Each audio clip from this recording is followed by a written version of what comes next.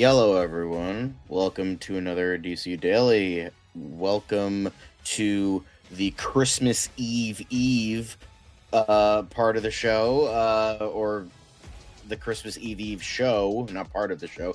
It's okay. It's fine. But we are going to get started here on the December 23rd show, day before Christmas Eve, 2 days before Christmas. And we have a ton of stuff for you today. A lot of quick stuff, but still a bunch of stuff. Of course, we've got to still talk about the blue people dominating the box office. And I'm not talking about police officers. I'm talking about the Na'vi. The Na'vi are still dominating the box office with Avatar: Fire and Ash. And then, of course, we have to talk about another blue person with Captain America for Avengers Doomsday. Got a lot of talk about that because the trailer has been officially released online. So we're going to talk about that, more theories, more news, more rumors, and then, of course, a couple things in regards to Spider-Man, Brand New Day, because that is our next film in the MCU. And then, of course, we have more Netflix talk. Not just merger things, but, record-breaking stuff about shows, movies, and of the such. And then, of course, we've got some movie talk madness. Last Airbender news, Anaconda news, Warner Brothers, lots of Christmas stuff, Festivus stuff. So got a lot of that to talk about. Then, of course, DC Quick Hits, or regular Quick Hits, then DC Quick Hits.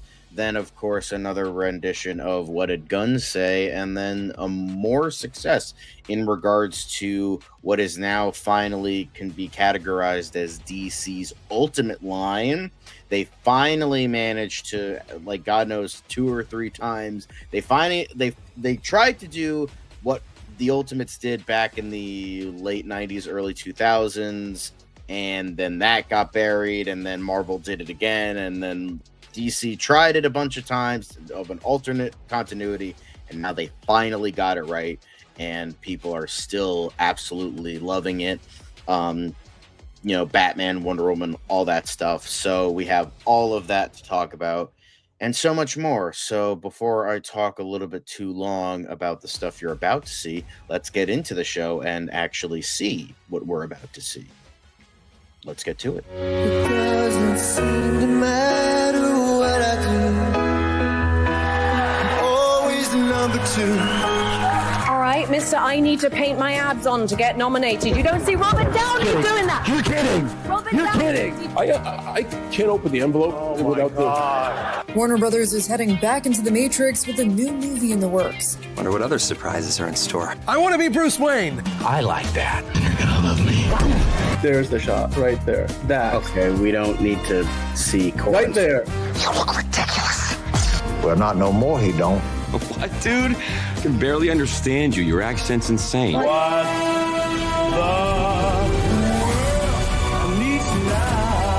Give me a hand up.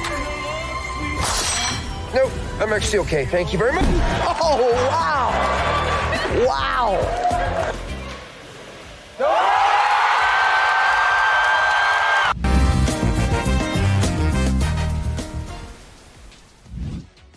Here we are, and I forgot to turn off the music. It's fine. It's fine. We're doing this. We're doing this. It's okay.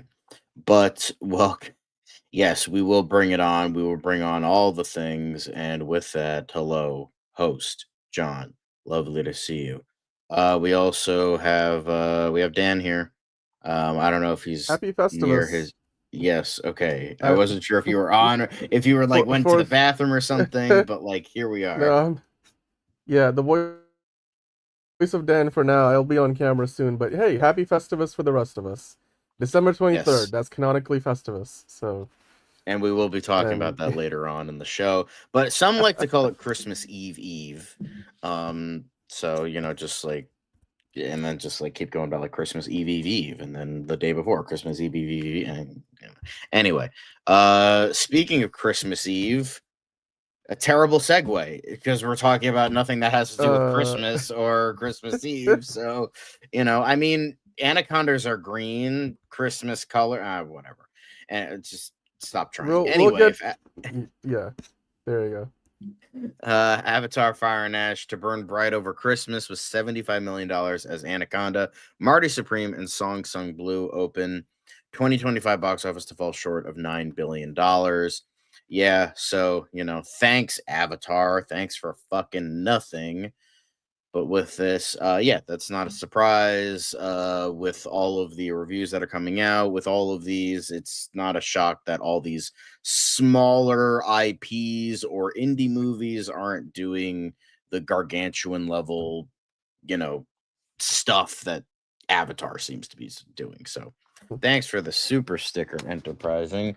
That's very, very helpful. We appreciate you very much. Anyway, Thank you. Dan, do you have anything to say about this, or? I'm not surprised. I mean, you look at the numbers. I think the 4-day weekend is gonna be pretty. Like $75 million number is the 4-day holiday weekend, so that includes the Thursday number. But the 3-day weekend they're looking at like 58 somewhat million, something like that. So that's gonna be more like a what is that, like 20-30% drop from opening weekend. Sounds Not about bad right. at all in either instance. Hi on Hunter, by the way. I don't know about the Adam Sandler 8 Crazy Night. Why the fuck would I is- watch that? First off, I'm What? not Jewish, and second of all, I try Uh, not to watch bad movies. So, like, why the fuck would I watch 8 Crazy Nights? But the poor Jews, like, they barely have any, like, Hanukkah movies, and then Adam Sandler has to shit that one out. Poor guy. Like, they haven't had enough. And they have to deal with Adam Sandler, like, giving us like one of the worst holiday movies of all time. Thanks for that, Adam. Jesus. yeah, no, well, this looks good. Look, Marty Supreme got off to a decent start. It's not playing in. It was only in like a few theaters, like 6 total theaters in New York and LA this past weekend, but it basically sold out every theater it was playing in. So that's off to a good start.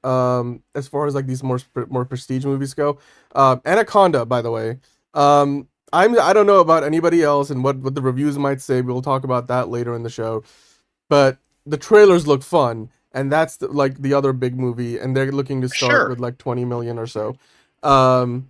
So there's that. And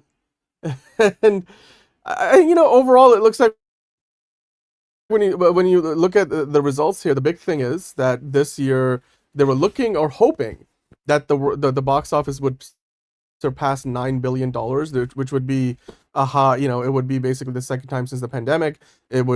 It potentially could have beat even 2023, which was the last time that happened. So it looks like even though this Christmas weekend is better in terms of how much money is going to be made than last year's Christmas weekend, ultimately it doesn't look like we're going to hit that $9 billion mark. So, and it's not going to miss by much. Like, it's going to miss by like $100 million, which isn't terrible, but it's lower than what they were expecting. So It's still higher than pretty last good year. all That's- around. That's something. Yeah.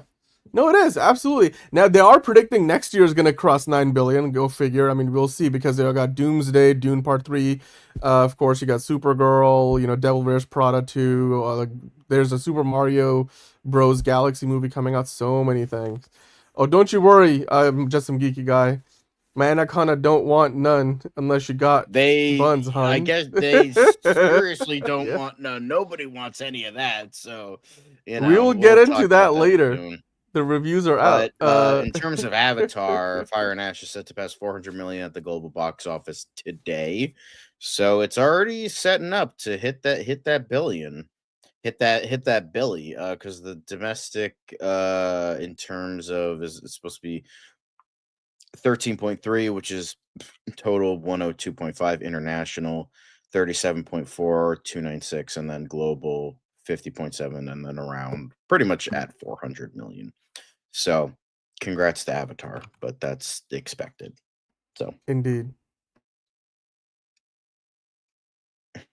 yes. I mean, we the will be only getting thing I'll add to that, John, the last Avatar movie, The Way of Water, opened to 440 plus million in its opening weekend. So the fact that this sequel, the threequel, hasn't gotten there yet, like going into a second weekend, shows you, like, it's obviously not doing as well as the second movie did. But again, we talked about yesterday, there's a much bigger gap in the release between the first and the second than there is between the second and the third, which definitely has a big impact on just, it's like the novelty of the experience wearing off a little bit. So, yeah.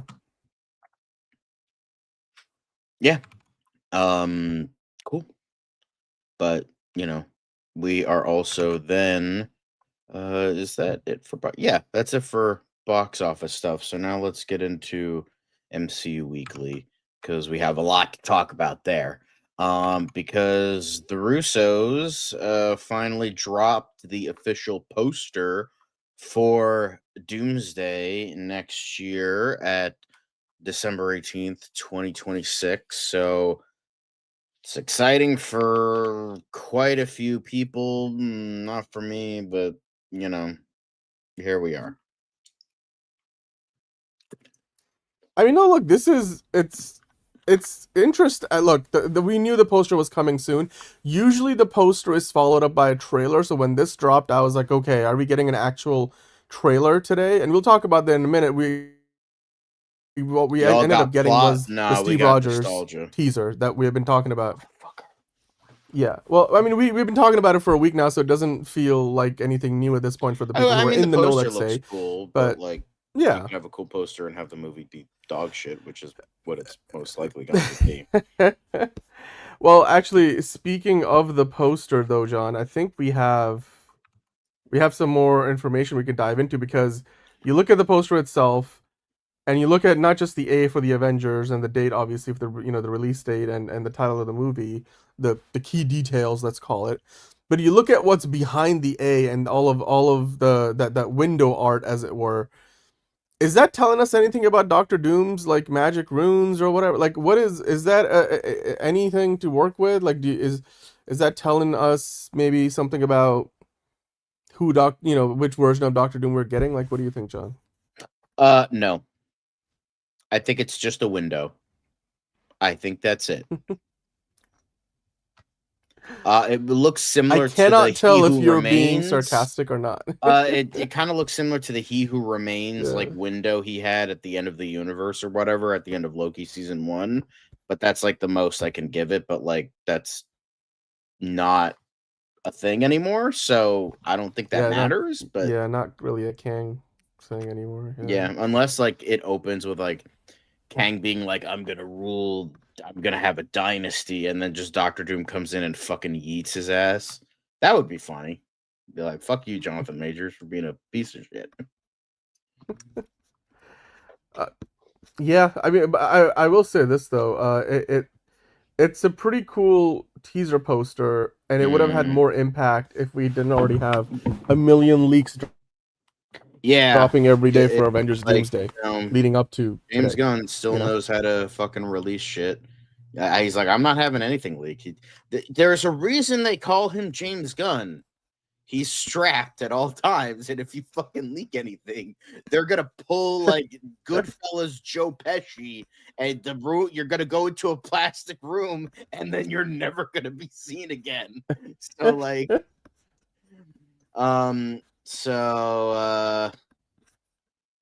we don't have a bet in regards to Doomsday. We have a bet in regards to Brand New Day. Difference. Like we'll see if it gets to $1 billion. I still don't. I don't think Spider-Man is going to get to $1 billion. I'm pretty sure CC Black wants to bet that it will make $1 billion, and the idea would be that I'm more shaky. I still don't think Spider-Man is going to get to $1 billion. I don't. I personally think both will make $1 billion. What are you talking about, just some geeky guy? Like he's joking, like he's going off of what I said. Okay. All right, just let's not spread false rumors though. But I will say this. As far as both Doomsday and Spider-Man Brand New Day, I think both are making $1 billion. I think Doomsday has a better chance of making $1.5 billion. The only way Spider-Man Brand New Day does not make $1 billion, despite the fact that it won't have a lot of the premium screens when the Odyssey comes out, is if the movie just isn't very well received. Like if it's Spider-Man 3 levels bad. That's the only way. Because it's still a Spider-Man movie, and it's the fourth one. Like, there's enough built-in interest. People are invested in this version of Peter Parker, and even in this trailer that's already been leaked, which potentially will be playing in front of Anaconda this week, there's enough emotional weight to it. And I think once we get like the full trailer, like after the teaser trailer really gets released officially, which will probably be around Super Bowl time, if not a little bit later next year, that will drive interest up, because as soon as they start teasing like oh, Zendaya's character, what's her name? MJ is dating Harris Dickerson type, aka potentially, you got Norman Osborn. Is it Norman? Wait, is it Norman? No, Harry Osborn. Sorry, that would be weird if that was the case. Unless they want to retcon that whole situation. But anyway, and then Tom Holland is trying to fight his way back into that and be like, "I'm Peter. You don't remember me, but you know." I'm just saying, like, once those, especially because I think we're gonna know for sure who Sadie Sink is gonna be playing, whether it's Jean Grey or whatever other character, before the movie comes out. That level of hype, and then that combined with what they're doing for Avengers Doomsday marketing, is gonna drive that movie to $1 billion. It's just, there's just too much, too much pull for the MCU's presence, and it's just, again, it's Marvel. Like, it's there's still a lot of fandom out there, and the general audience is gonna flock to anything that feels familiar, which has not been the case for a lot of recent Marvel years. But everything next year is meant to be nostalgia bait, if not, if nothing else. So yeah, she's dating Paul. Really? What I'm not getting the reference. What? I think it's I'm not getting the reference, but okay, it's supposed to anyway. be like a Paul joke. The whole thing with Paul, the douchebag that's so MJ or whatever the fuck. The Osborn name is gonna trigger Peter's trauma, I bet. Yeah, especially because this Tom Holland knew a Norman Osborn, right? I think it would be funny.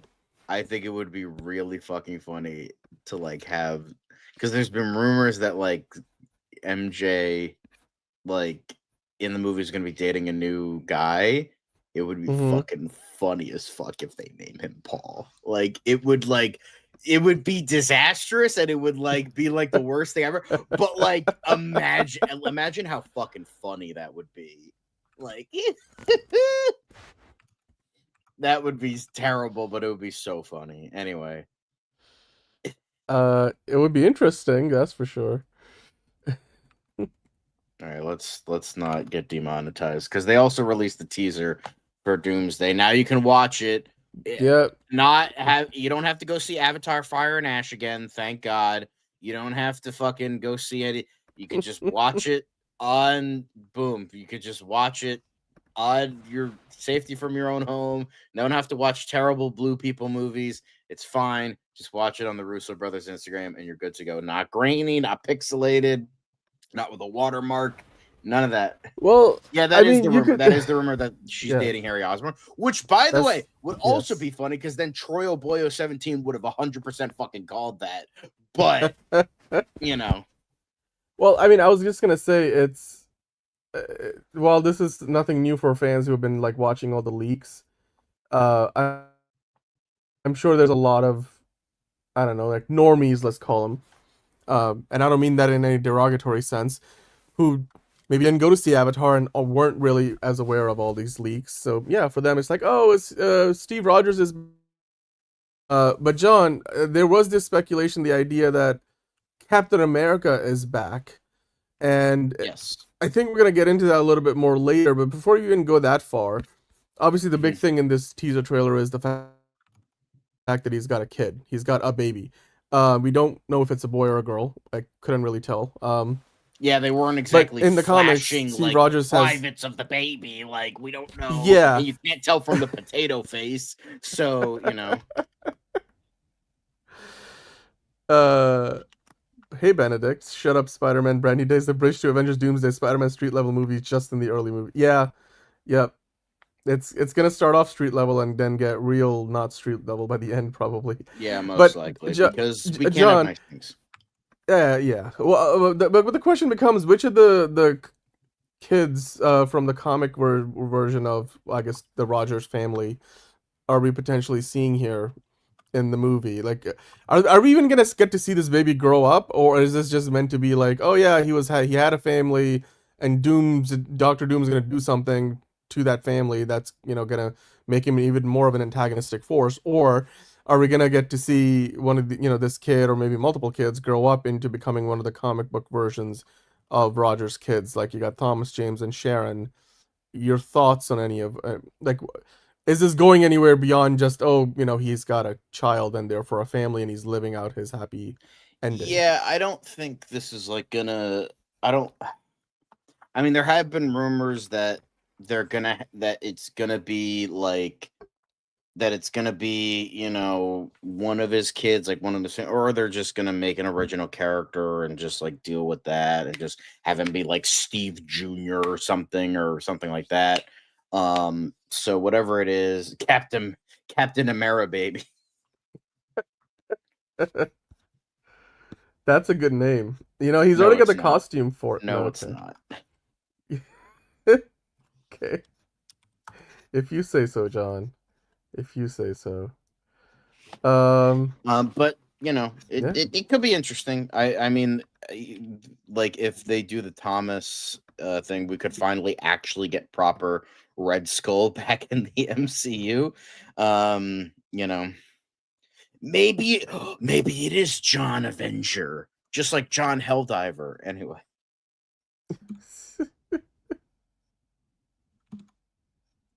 Maybe. I'm surprised. Well, Honestly, like that's kind of fair. Like,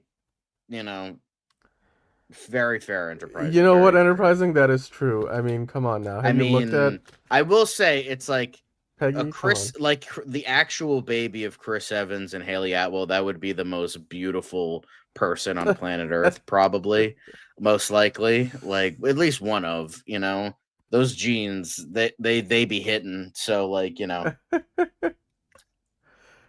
Where are you getting that he has two sons with Peggy? Is that from the comics? Because there's no indication in the teaser that there's more than one baby in there. I mean, I don't know how much they're adapting from the comics. That's what we're talking about right now, really. Oh, I don't plan to see it. I'm not going to see it. The only MCU movies I plan to see in the future are Spider-Man related stuff because I love Spider-Man. Like Spider-Man is my boy. It's my go-to. I finally liked the first MCU Spider-Man. The first MCU Spider-Man movie that I liked was No Way Home. So I'm like, okay, don't fuck it up. They're going to fuck it up. I'm going to watch it. But then at that point, I'm just gonna, just go watch Your Friendly Neighborhood Spider-Man season 2 and just stick with that. Like that's my, Spider-Man, because like nobody expected that to be as good as it was, and guess what? It's fucking excellent. So I was right. So I didn't see anything else for the channel. Like, the last MCU movie I saw in theaters was. Well, Liz is gonna see it, and I'm gonna. Yeah, they're gonna see watch it. it. So like, I mean, if John decides not to see it, then he just doesn't get a chance to express his opinion about it. Yeah, no, I'll just say like I can't judge. It could be asked. It could be the greatest thing ever. I don't care. I don't see most Marvel movies anymore because I've just been scorned too much by Marvel. I just like they just set up for disappointment, which is like sad, but like I don't want to hate it, but here we are. So no, I won't. I'll be at the theater for Brand New Day. Don't worry, because we do have our bet for Brand New Day. I will definitely be at. I will be like seeing Spider-Man Brand New Day on opening day. Opening day for Brand New Day. 100%. That is guaranteed. I will be seeing Spider-Man Brand New Day on opening day because I love Spider-Man. I have finally seen Tom Holland did something I liked in terms of Spider-Man. So yeah, I will be seeing Brand New Day, but that's about it. And then Spider-Man 5 and 6, and then that's it. So cool. All right.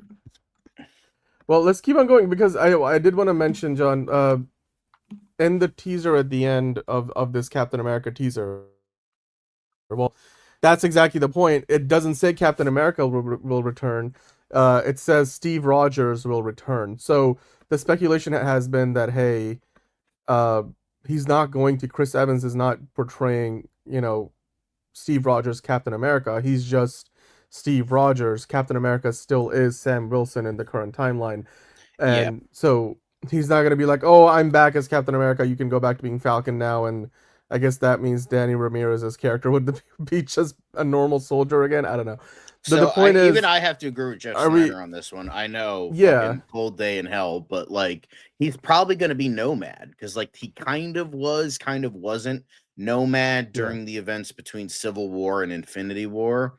So like he kind of was Nomad, kind of, sort of, not really, but like he was and he wasn't. I don't think he was ever called Nomad, but like they kind of in like novelizations and like they explained. yeah. I mean, with the look of the character, was. his purpose, that's basically what it was. Yeah. So he's probably gonna be Nomad. Like that's if he was to be brought, he's probably gonna be Nomad. So yeah. Is Nomad a face or a heel? What? Like a heel, like wrestling? What are you talking No, about? it's yeah, like so yeah, like a wrestling. And face would be a good guy, heel is a bad guy. Yeah. So Nomad would be Nomad Correct. is like more, so Because the I know idea for with a Nomad fact it's not gonna be like first off, Liz slobs the knob of Marvel all the time, so it could be like the biggest dog shit fucking thing ever, and Liz will still love it. First off, and second, I just I just don't care enough. I don't care enough. So okay, but to answer Eric's question from earlier, Nomad is oh essentially no, a I version saw of Captain Fantastic Four. I was curious about Fantastic Four. I did see I know Fantastic that was the only one you were looking forward to, but yeah. But John, can you explain Nomad because he's a version of Captain America from the comics? Yeah, so what happened was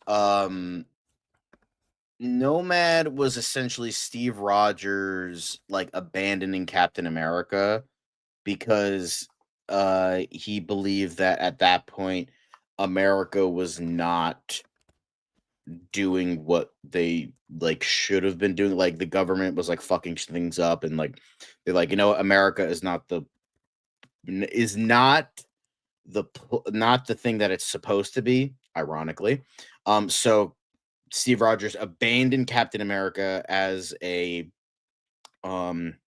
as a name, and then he became Nomad. So he still fought for justice. It just he didn't do it under. I don't know who picked up because there have been a couple other Captain Americas. Because I remember like they brought back like Steve Rogers in the like there was like a thing where it was like there was like a Captain America in the 50s, and that turned out to like not be Steve Rogers. Like he was like fighting communists, but it like didn't, but like the book sucked and they were like trying to do all these things and they didn't work.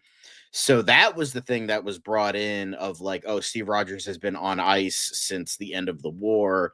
This other guy has been like an imposter and doing whatever. And then I think there was a couple other Captain Americas who took the name while he was Nomad. I don't know who. Again, I'm not as in depth with like Marvel lore as I am with DC lore, but I do know that there were a bunch of other Captain America. Because I mean, Sam Wilson has been Captain America, obviously. Bucky has been Captain America. There was the guy in the 50s. I don't know if John Walker was ever officially Captain America in the comics. I think he was always U.S. agent. I could be wrong on that, but it's pretty much saying like, yeah, he's not gonna be Captain America. So calm down. But Sam Wilson is still Captain America. Yes. That's what but like I don't think he was ever named Nomad though. That's why I say he kind of was Nomad but kind of wasn't, because he was never named. Like they didn't call him Nomad, but like he wasn't Captain America. So yeah. Anyway. No problem. Yep. Anyway. All right. Well, let's kind of move on from this particular teaser, because now we know there's at least 2 more coming out soon. There's a third and a fourth. The reporting before was that the third one would be Doctor Doom, and then we would get a Loki teaser before And then a they'll, fifth then one that was either all encompassing. potentially like, an actual teaser trailer, but that might now, now reporting that fifth, like an actual teaser trailer that's not just these like essentially vignettes, they're not really like your traditional trailers, like, but a proper teaser trailer. It looks like now the reporting is that's not going to drop until around Super Bowl time. But John, if you go into this article here, Jeff Snyder, your favorite insider, the Insnider, is now reporting that the plan might be a little bit different about these third and fourth Essentially teasers. going back to what the Yeah. original idea was, because I remember this being a rumor. Like the whole thing was like the teaser was going to be like the Avengers, the new Avengers, the X-Men, and Fantastic Four. That was the initial rumor, and then that Yeah. turned out not to be right because we're getting Steve Rogers and Thor. But now it seems like we're going back to that and getting the Fox X-Men and the Fantastic Four again. So, but like, so Jeff Snyder specifically said that the third one would now feature the X-Men characters, the Fox X-Men characters, and then the fourth one would be Fantastic Four and the Wakandans, which I mean, so does that mean we're not getting a Doom focused one, or is Doom going to be a part of one of them? Also, you go from I would featuring assume Doom would be a part of the Fantastic Four one because potentially, maybe, but like also like you would think so, but also like you go from featuring two singular characters, given that they're like two big Marvel characters, two of the core pillars of the MCU, to featuring entire teams. I don't know how consistent this is, because like, and then John, what logic does, like, is there any connecting, like, how does all this connect ultimately is what I'm trying to figure out, because with the theme of when you look at at least the tone of the Captain America and the leaked Thor trailer, it's kind of different, because like the Chris Evans one shows him really happy. He's got this, basically newborn baby, and he's a father now, and he's got a family. He's living out his dream. He's got his happy ending. Whereas Thor is in a lot of distress. It looks like, Love, which his daughter, both in the movie and in real life, played, by his actual daughter. She's not doing well, at least based on the footage we have seen leaked. So Thor is in a very different state of mind than Steve. So John, like, how does all of that lead into now getting an X-Men? Because I'm trying to figure out how all these pieces fit together, because this is all gonna like lead into, because thematically this has to kind of like tie together, right? Like these, unless these are just meant to be where these characters are now. And then if you do go with the X-Men characters and Fantastic Four and the Wakandans, you are still leaving out the current Avengers team on Earth. You're leaving out the new Avengers team. You're leaving out Doctor Doom. You're leaving out, a lot of significant characters who will factor into the story. So I don't know if I believe this report from Jeff Snyder all that much. Like, does it make sense to you, given what we have seen so far? Like, this is where they would be going? And if it is indeed going to be the X-Men, like, let's say next week, how, like, because the theme seems to be parenthood, fatherhood so far. Like, how does that then tie into the X-Men characters? How does that tie into the the Fantastic Four one makes more sense. Wolverine is a father now, technically at X-23. Professor X is kind of a pseudo-father to the X-Men. And then Fantastic Four, you have Reed Richards. And then, you have baby T'Challa, well, not baby, but T'Challa Jr. for the Wakandans. So there is the idea of fatherhood or lost fatherhood in regards to those. So yeah, that's where I think it could be, like, the overall theme there. Just saying. Okay. All right. Well, I mean, I guess it could work. Cool. Professor X is Zaddy. All right, Eric. Fair enough. I'm just trying to figure, because it doesn't make sense to me that this is where they would just pivot. It's still, given what we've seen so far, would make more sense that one of the next two is going to be Loki and the other one will be Doctor Doom.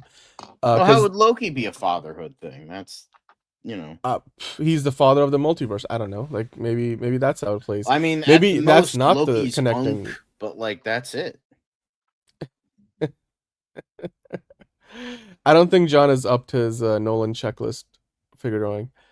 I have not. I have been very lazy. Like I've been mostly gaming. Like in all honesty, like Yeah. I don't say like I hate movies. I'm not saying it's just like I've just been not focused at all on movies. Like I just kind of don't have the patience for them right now. I don't have the it's like when I'm sitting watching a movie and I'm like I could be gaming right now. I could be with my friends right now. And so I just kind of haven't been in a movie mood at home. So but yeah, I All will right. say, but I Well, did rewatch Holdovers the other yeah, day, that's which good. was good. Great, great movie. If you've not seen Holdovers, it's not really. I mean, it's a Christmas movie, but it's also not really a Christmas movie. So like, it's Yeah. a Christmas movie, but like you could watch it like year round. So I recommend Holdovers. That was definitely a Yeah. great movie. Okay, so to answer your question, where the okay, I mean, we're kind of been talking about the whole, Steve Rogers teaser. We're now talking about what this third and fourth one would be like. So you're here in time. You can always rewind back and hit the like button while you're here, everybody. But let's keep on going because John, let's talk more about the movie itself. Not Doomsday, but Spider-Man Brand New Day comes out before Doomsday, of course, next year, and it looks like we might be getting a surprising return from the Daredevil Netflix verse. Um, did you read about this? This is coming from Daniel Rickman, talking about how Rosario Dawson coming back potentially in Spider-Man Brand New Day, reprising her role as Claire Temple, aka the MCU's Night Nurse. Your thoughts on this? Sure, why not? Outside of the Ahsoka show? What the fuck is Rosario Dawson doing? Hey, movie spud, happy Festivus. Well, the Ahsoka. I'm surprised that show got renewed. I'm still surprised that I show think got most renewed. people are surprised that show got renewed. So So you don't believe this rumor? Like, or what's your take on this? I mean, she's such an inconsequential character. It could go either way.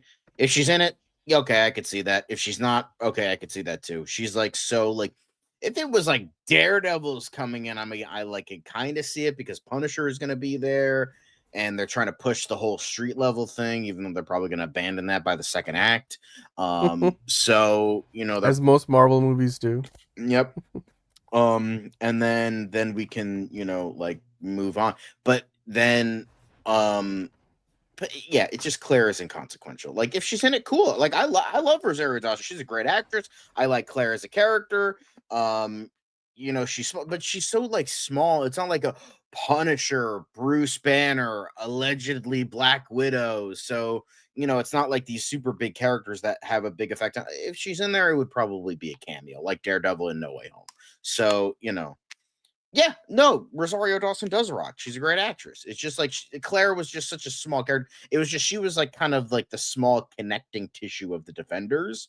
So I can't really see her in the movie because it's Spider-Man, but Punisher is there, but Punisher wasn't part of the Defenders. So I think as I said, it could go either way. It again, small character. So if she's there, cool. If not, I'm not going to cry about it.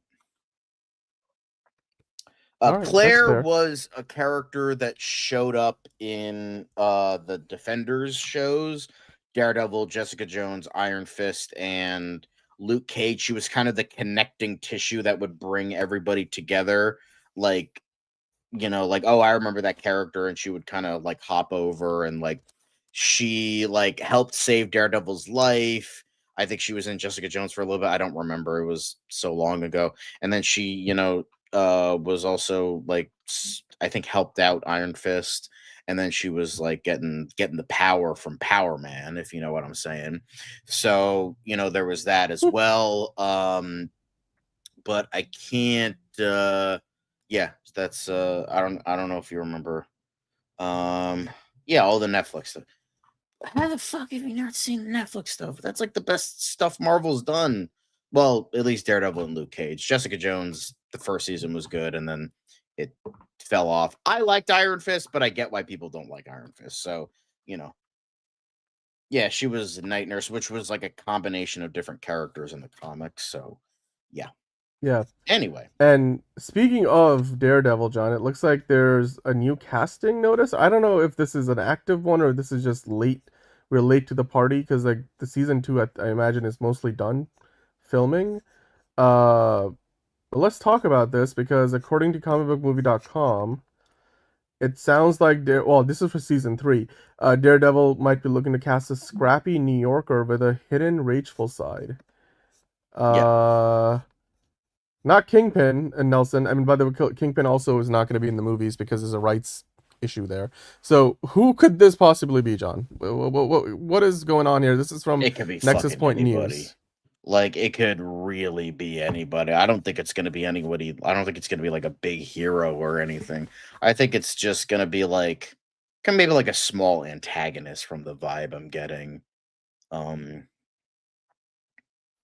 So, essentially, like if you look at the description from Nexus Point News, they're talking about the role is being referred to under the code name Philip, and the casting call is looking for open ethnicity actors in their 20s. Philip is described as being a smart and scrappy New Yorker who's sweet and lovable with a hidden rageful side. So it doesn't tell us anything about if this is going to be a recurring character, is it going to be a significant one, or I don't know, like if it's going to be a big, comic book character that we are all familiar with, or somebody who's very much an unknown. But it's definitely not going to be Shocker or Caleb. Or I guess Shockmaster is what I was thinking of. That's a different thing entirely. Give me Spider-Man and Deadpool. We probably will see that in Doomsday or Secret Wars at some point. But like you said, this could be pretty much anybody. According to this article here, they're suggesting Byron Butch Ferris. Is that like? Do you think that could work? Like that fits the description for you? Maybe. I don't really know much about that character. Okay. All right. Well, we'll keep an eye out. I mean, this is still early goings. Season 3, we know they're trying to do this on a yearly basis, so that's hopefully something that we will continue to see because season 2 comes out next year. The idea would be season 3 comes out in 2027. But in the meantime, let's move on from the MCU news to talking about the latest updates from the WBD bidding war. Quickly as possible. Let's do it quickly. Okay. So apparently, today I saw this article. I saw like Netflix, Warner Brothers, mega deal. So this article talking about like how this whole deal has got a reality check. Basically talking about the companies have kind of got a bit of a downgrade on their financial ratings. If we scroll down here, John, for a moment. Just wanted to kind of mention quickly the key points. If you just stick to the key points, that's probably we could TLDR this because we don't need to get into the details. But Polymarket, which is a big advisor, like they basically tell you like what's a good company to invest in. And their implied likelihood of Netflix closing the Warner Brothers deal has now fallen from 80% to 61%, basically saying that it's not as much of a done deal as we expected it to be. The decline reflects a regulatory, competitive, and execution risks despite a signed finance agreement. They're basically saying, look, there's still a chance that the regulators might block this. There's still a chance that Paramount might come in, swoop in and win this. And all of those elements have driven the chances of this happening down by almost 20%. And that also means that this investor sentiment around this is shifting. Basically, the shareholders are considering the Paramount offer more seriously, even though it's not like it's heads and shoulders above what Netflix agreed to pay Warner Brothers, to buy out all their assets and merge with the company. So it looks like this is becoming more of a closer race, and it's not as much of a done deal as it was. Like it felt like Netflix CEOs being on the lot of Paramount and all that. Yeah, and then the Warner Brothers stock is still artificially inflated from all the speculation. It did go down a little bit, Eric, but it's still close to $30. Last I checked, it was like $27-$28, which is like twice as what it was back in September when all this first kicked off.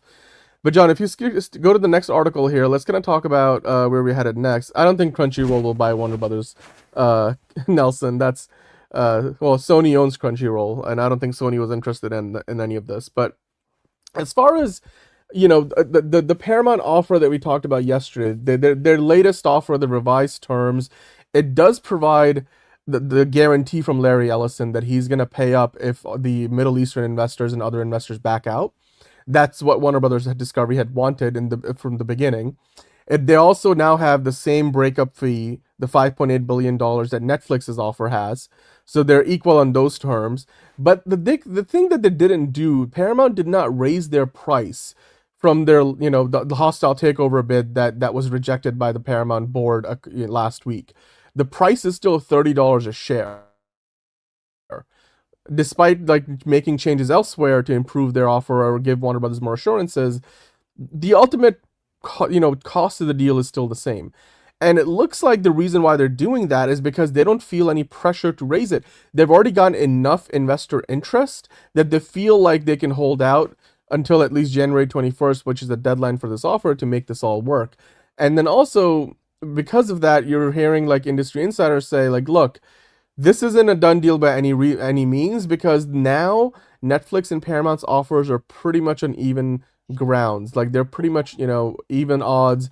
There's not much separating the two. So this looks like this could extend for a while. This process will go on for a lot longer. And we're not anywhere close to the finish line. With that in mind though, John, if you skip to the next article, that's the interesting one, because I think we talked about this yesterday, yesterday on Monday.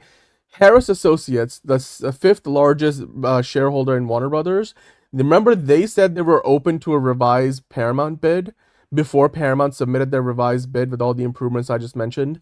Mm-hmm. But Paramount did not raise the price, right? So that same Harris Associates now, they were saying that they still think that the offer from Paramount is not quite good enough, despite the fact they made all those changes to, address all of the concerns that Warner Bros. Discovery had.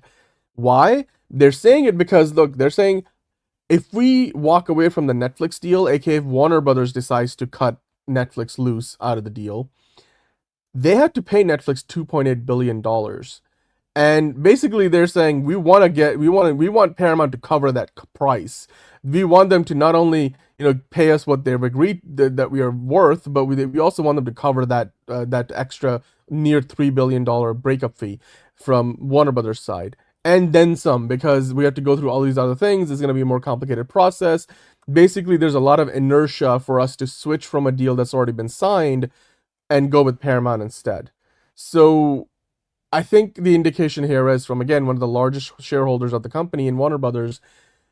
They want a bigger bid. Paramount, because they held out and they didn't quite, separate themselves from Netflix enough, and their deal is pretty much still on par with Netflix. And Netflix, like, even though they will tell you, Paramount will, that their deal is better, for the most part, it looks like they're on even ground. So the Warner Brothers shareholders, certainly the biggest ones, like some of the biggest ones, are saying we want to be given, a clear as day, way more money, easy to pick, alternative. We're not just going to swing the other way. It's kind of like in football. If they review a call, they're not going to overturn it unless it's a clear and obvious error from what was called on the field.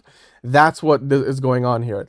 Warner Brothers does not want to change sides in terms of going with Paramount instead of Netflix unless it's a clear and obvious better deal, which right now Paramount just doesn't have that out there. It looks like they're pretty much even odds with what Netflix paid.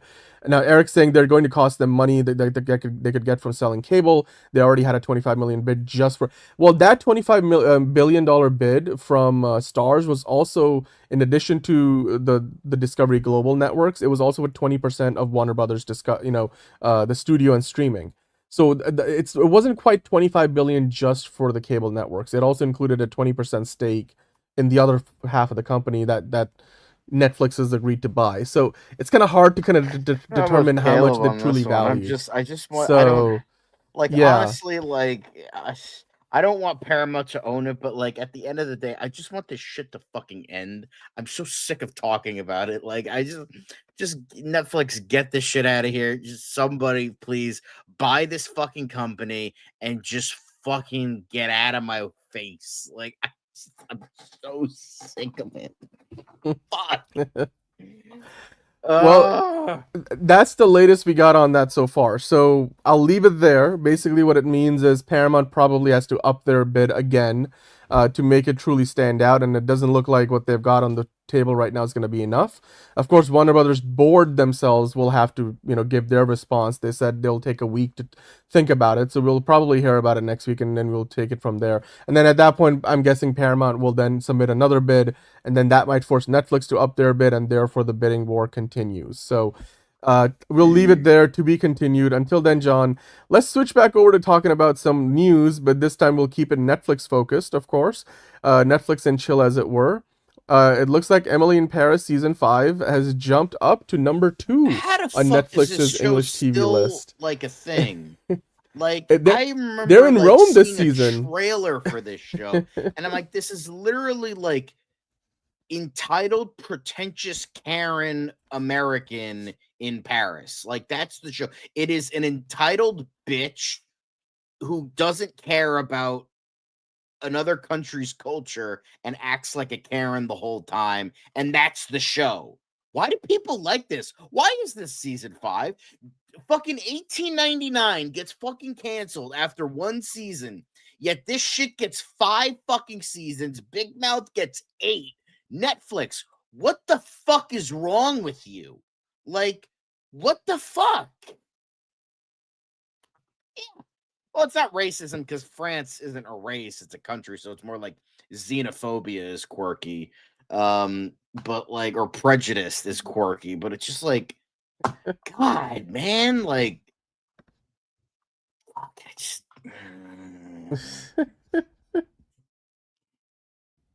Could Zaslav just tomorrow be like, surprise, it was all a joke, WB's not getting sold off? Because that's honestly the best course of.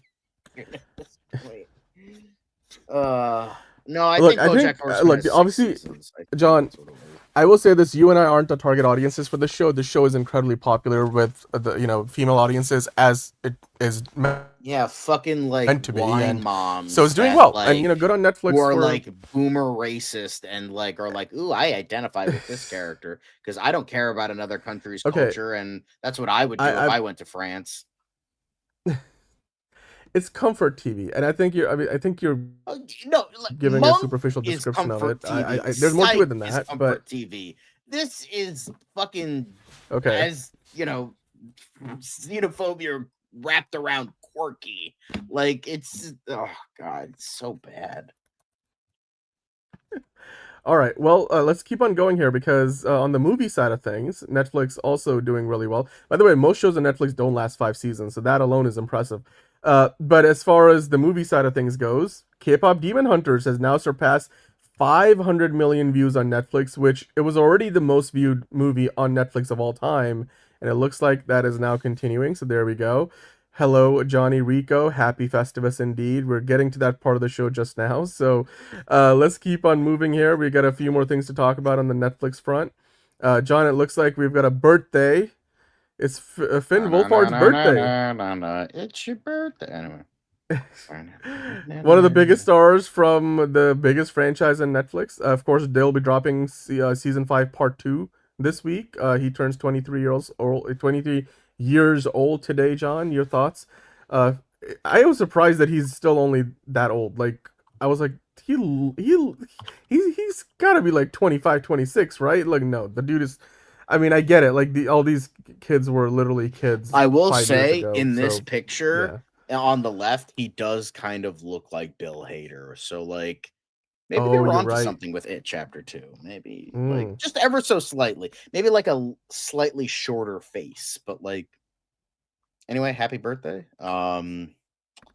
Way to go. I mean, I like him as an actor. I mean, I just wish he can go beyond fucking Stranger Things at this point. Just, I hope he has a career ahead of him. But I mean, he did do Ghostbusters, he did do It. But like, I feel like those are the only 2 things that I know. 3 things: It, Ghostbusters, and Stranger Things are the only things I know Finn Wolfhard from. So I hope that he moves on to even greater things beyond those 3 franchises. Fair enough. Let's keep on rolling. That's all the Netflix stuff we got. So let's get into some movie talk. And then madness. Speaking of Paramount making dumbass decisions, not exactly convincing Warner Brothers Discovery of how well they can run a studio. John, you can walk us through this because dumbass Yeah. IP decision they've made. They Yep. haven't owned this shit for a year, and boom, second dumbass mistake. And it looks like Legend of Aang: The Last Airbender will skip theaters and debut on Paramount Plus, which isn't like, it's not the worst thing ever, but it's like, why? Like, people like this series, people like these characters. Why the fuck are you just like not? This is okay. So this here is absolutely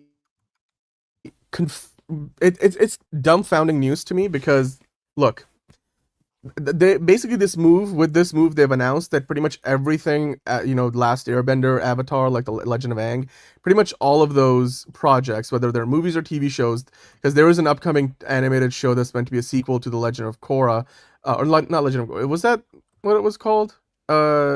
Yeah, whatever, like basically the third series in this franchise, in addition to the movies, they're gonna have multiple of these Legend of Aang movies.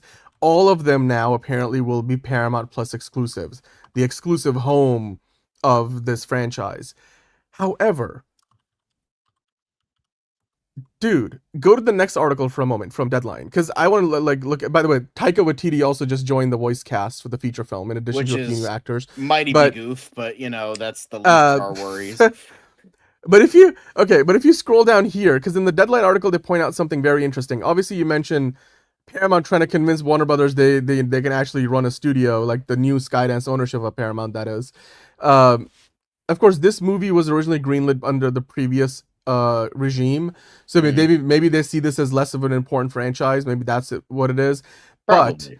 if you remember, like David Ellison had announced they want to have 15 theatrical movies next year. Currently, they have like 9 on the board, and they keep taking movies off the board. Like this one, now there's I think my god, they a had rich 10 or so. lies? That's crazy. And no, but my point is, like, if you're trying to convince Warner Brothers that you are the ultimate progenitor or like savior of Hollywood, on the big screen, and that you want to put out 30 movies a year, I'm like, how the hell are you gonna get to 15 theatrical releases next year when you don't even have 10 anymore? And you keep taking, this is not even the first movie this year that they took off the release schedule next year, that they could have easily just thrown up there and be like, all right, well, there you go. And it's a popular franchise that would make a lot of money. It's proven that it has a built-in audience. There's a reason why these things have been greenlit. So it doesn't make any sense to me. Not to mention the other movies they've got on the schedule are terrible. Like if you look at Paramount's 2026 release schedule, it's not impressive. Like, Warner Brothers on one hand, you've got Dune Part 3, you've got Godzilla, the next Godzilla times Kong movie and stuff. But like Paramount's got like Primate, Scream 7. Am I looking at the right ones? I don't know. They just don't have a lot of movies coming out in 2026 that are meant to be like anything significant. They don't have a Mission Impossible. That SpongeBob movie already came out this year. Not that would be a big one. Scream 7 maybe will make a little bit of money. I don't know how much money. Paw Patrol, I'm sure, will make a decent amount of money, but not probably as much. So these as are a lot all of the other ones. movies. So I'm just gonna go through all of them. Yeah. These are all the movies that are set to come out in 2026 for Paramount. Primate, Scream 7, as you mentioned, the Billie Eilish 3D concert movie, Scary Movie 6, Paw Patrol, as you mentioned, Street Fighter, the Ty West directed Christmas Carol with Johnny Depp, Focker-in-Law, and the Angry Birds movie 3.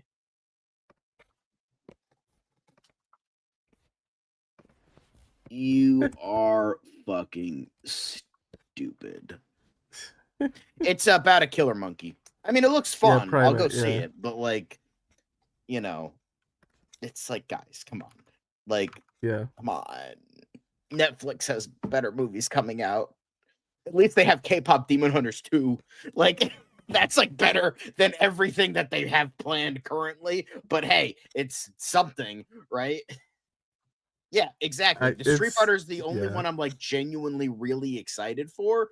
But then Primate, like, I'll go see. Like, if I have nothing going on that weekend, I'll go watch it. Like, it looks fun. It looks stupid. Like, I'll go see it.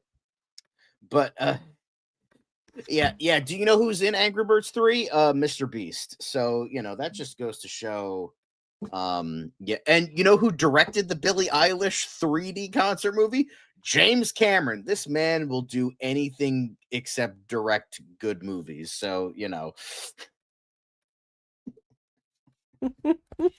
I mean, I will say it's just like when you have the Robert Eggers Christmas Carol like coming out after Werewolf, which is his movie next year, like it's hard to get excited. Like, don't get me wrong, I like Ty West now. I think the X trilogy is pretty great.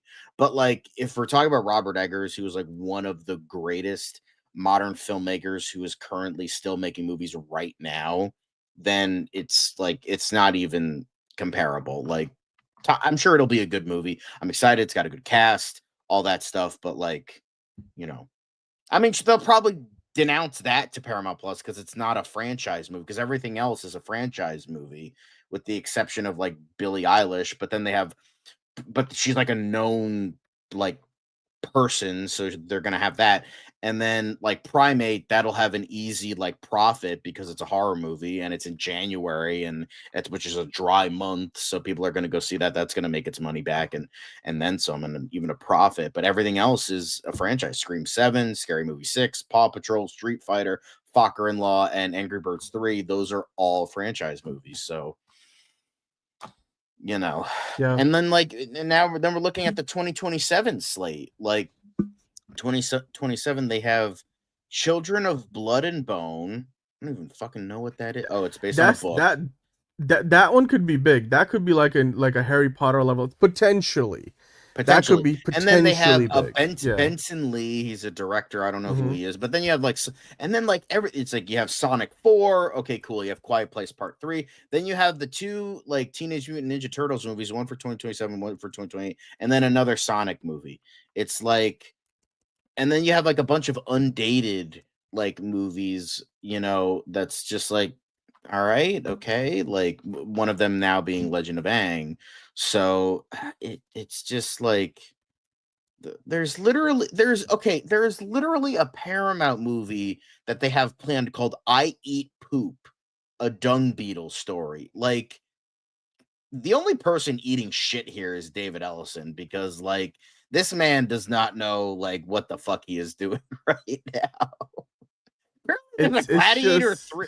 God, like yeah. There's a fourth Fockers movie coming out. yeah. Yeah. No, it's third one. Wait, was it the third? No, you're right. It is the fourth one. I forgot. Little Fockers. No, it's the fourth one. It's yeah. remember we talked about it. We were like, who was asking for a fourth Fockers movie? And they were like, all right, well, I guess they're doing it now. So no, it's because it's Meet the Parents, Meet the Fockers, Little Fockers, and then Fokker in Law. So yeah, pretty much like TMNT. They already bombed that into the ground. So, we don't know anymore, Caleb.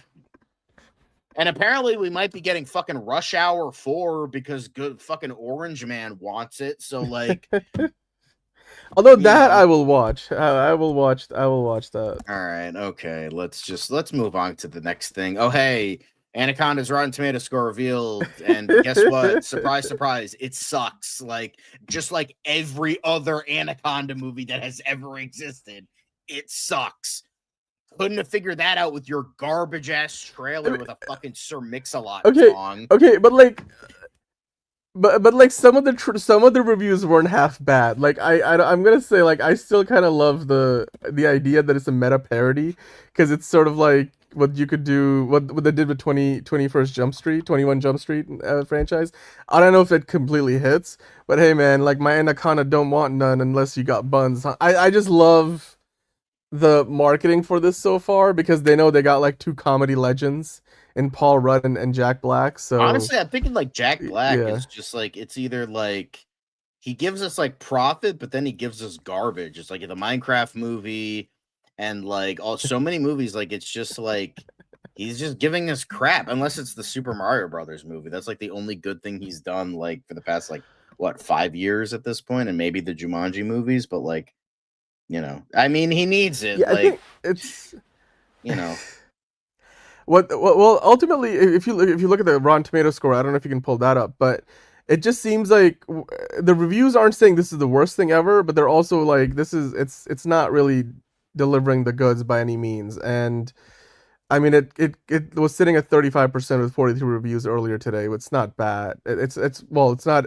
It's actually worse than the 1997 one, which has become a cult hit with 39%. So it's very possible that the audience reviews might be better, because this might want to be one of those things where, like, clearly it's a terrible movie and the critics will tell you that, but it's just fun to watch.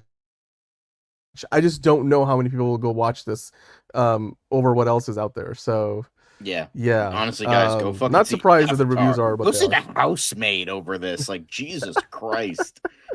Fuck me. The goddamn. Housemaid. Now the Housemaid is a good choice, simply because of the Because sexy fucking Sydney on Sweeney's screen. fat tits in the movie. Like, that's the only thing worthwhile. Like, and Hey, then let's not forget about possibly Amanda Batman, Brandon Seyfried. Sklenner, and then like Amanda Yeah, Seyfried, and come on. you know, like Yeah. you got three gorgeous people in that movie, but unfortunately, it's a Paul Feig movie, so it probably sucks. But like, you know, I'd go see it. Oh yeah, also I'm Marty. just saying, John. I will actually say I do want to try and see Marty Supreme before the year ends, because that looks really good. So I don't know if you care about seeing that, but you know, Not as Marty Supreme. yeah. God, Timothée Chalamet is so overrated. I'm sorry. Like, the dude, I have tried to watch his Wonka movie 5 times and I've fallen asleep every single time, because he's not Wonka. I am sorry, the dude is not as good of an actor as people. I don't get it. Like, is he just hypnotizing people with what he? Yeah, He can honestly, sing. I don't get it. You and my dad are. Like, I the do not same. get Like, it. He's like, I don't get it. Like, Like, he's not that good of an actor. He's not. He's just doing the same shtick. Like, I'm like, anybody who compares him to Daniel Day-Lewis can go fuck themselves, because Daniel Day-Lewis is an actor and Timothée Chalamet is pretending to be one. So I'm sorry. And yes, Ryan Gosling is a little overrated, but his Best Supporting Actor Oscar nominee for Ken was perfectly deserved, Caleb. So go fuck yourself. Now let's move on to the next thing. Get out of here. Speaking of Timothée He's Chalamet, not the new Leo. Speaking of, I mean, Timothée maybe Chalamet, well, never mind. Yeah, let's go. Ahead. Speaking of Timothée Chalamet, apparently Dune 3 is still on track to like be on the same date as Doomsday. So, guys, we're getting Doomsday. I'm not sorry. Okay. Avengers Doomsday Messiah. There we go.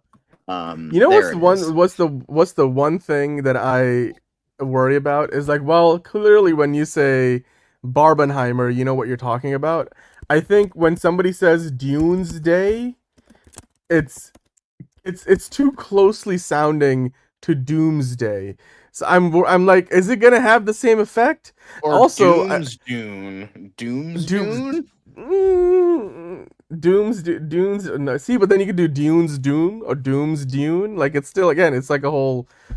It's the word puzzle. But honestly, like, good for Warner Brothers for the time being. We'll see once if, like, you know, guy who hates movie theaters or guy who's in bed with the president who's a fucking moron or is going to own it next. But for right now, Warner Brothers is reportedly planning to stick with, you know, Dune 3 coming out the same day as Avengers Doomsday. So that should be interesting.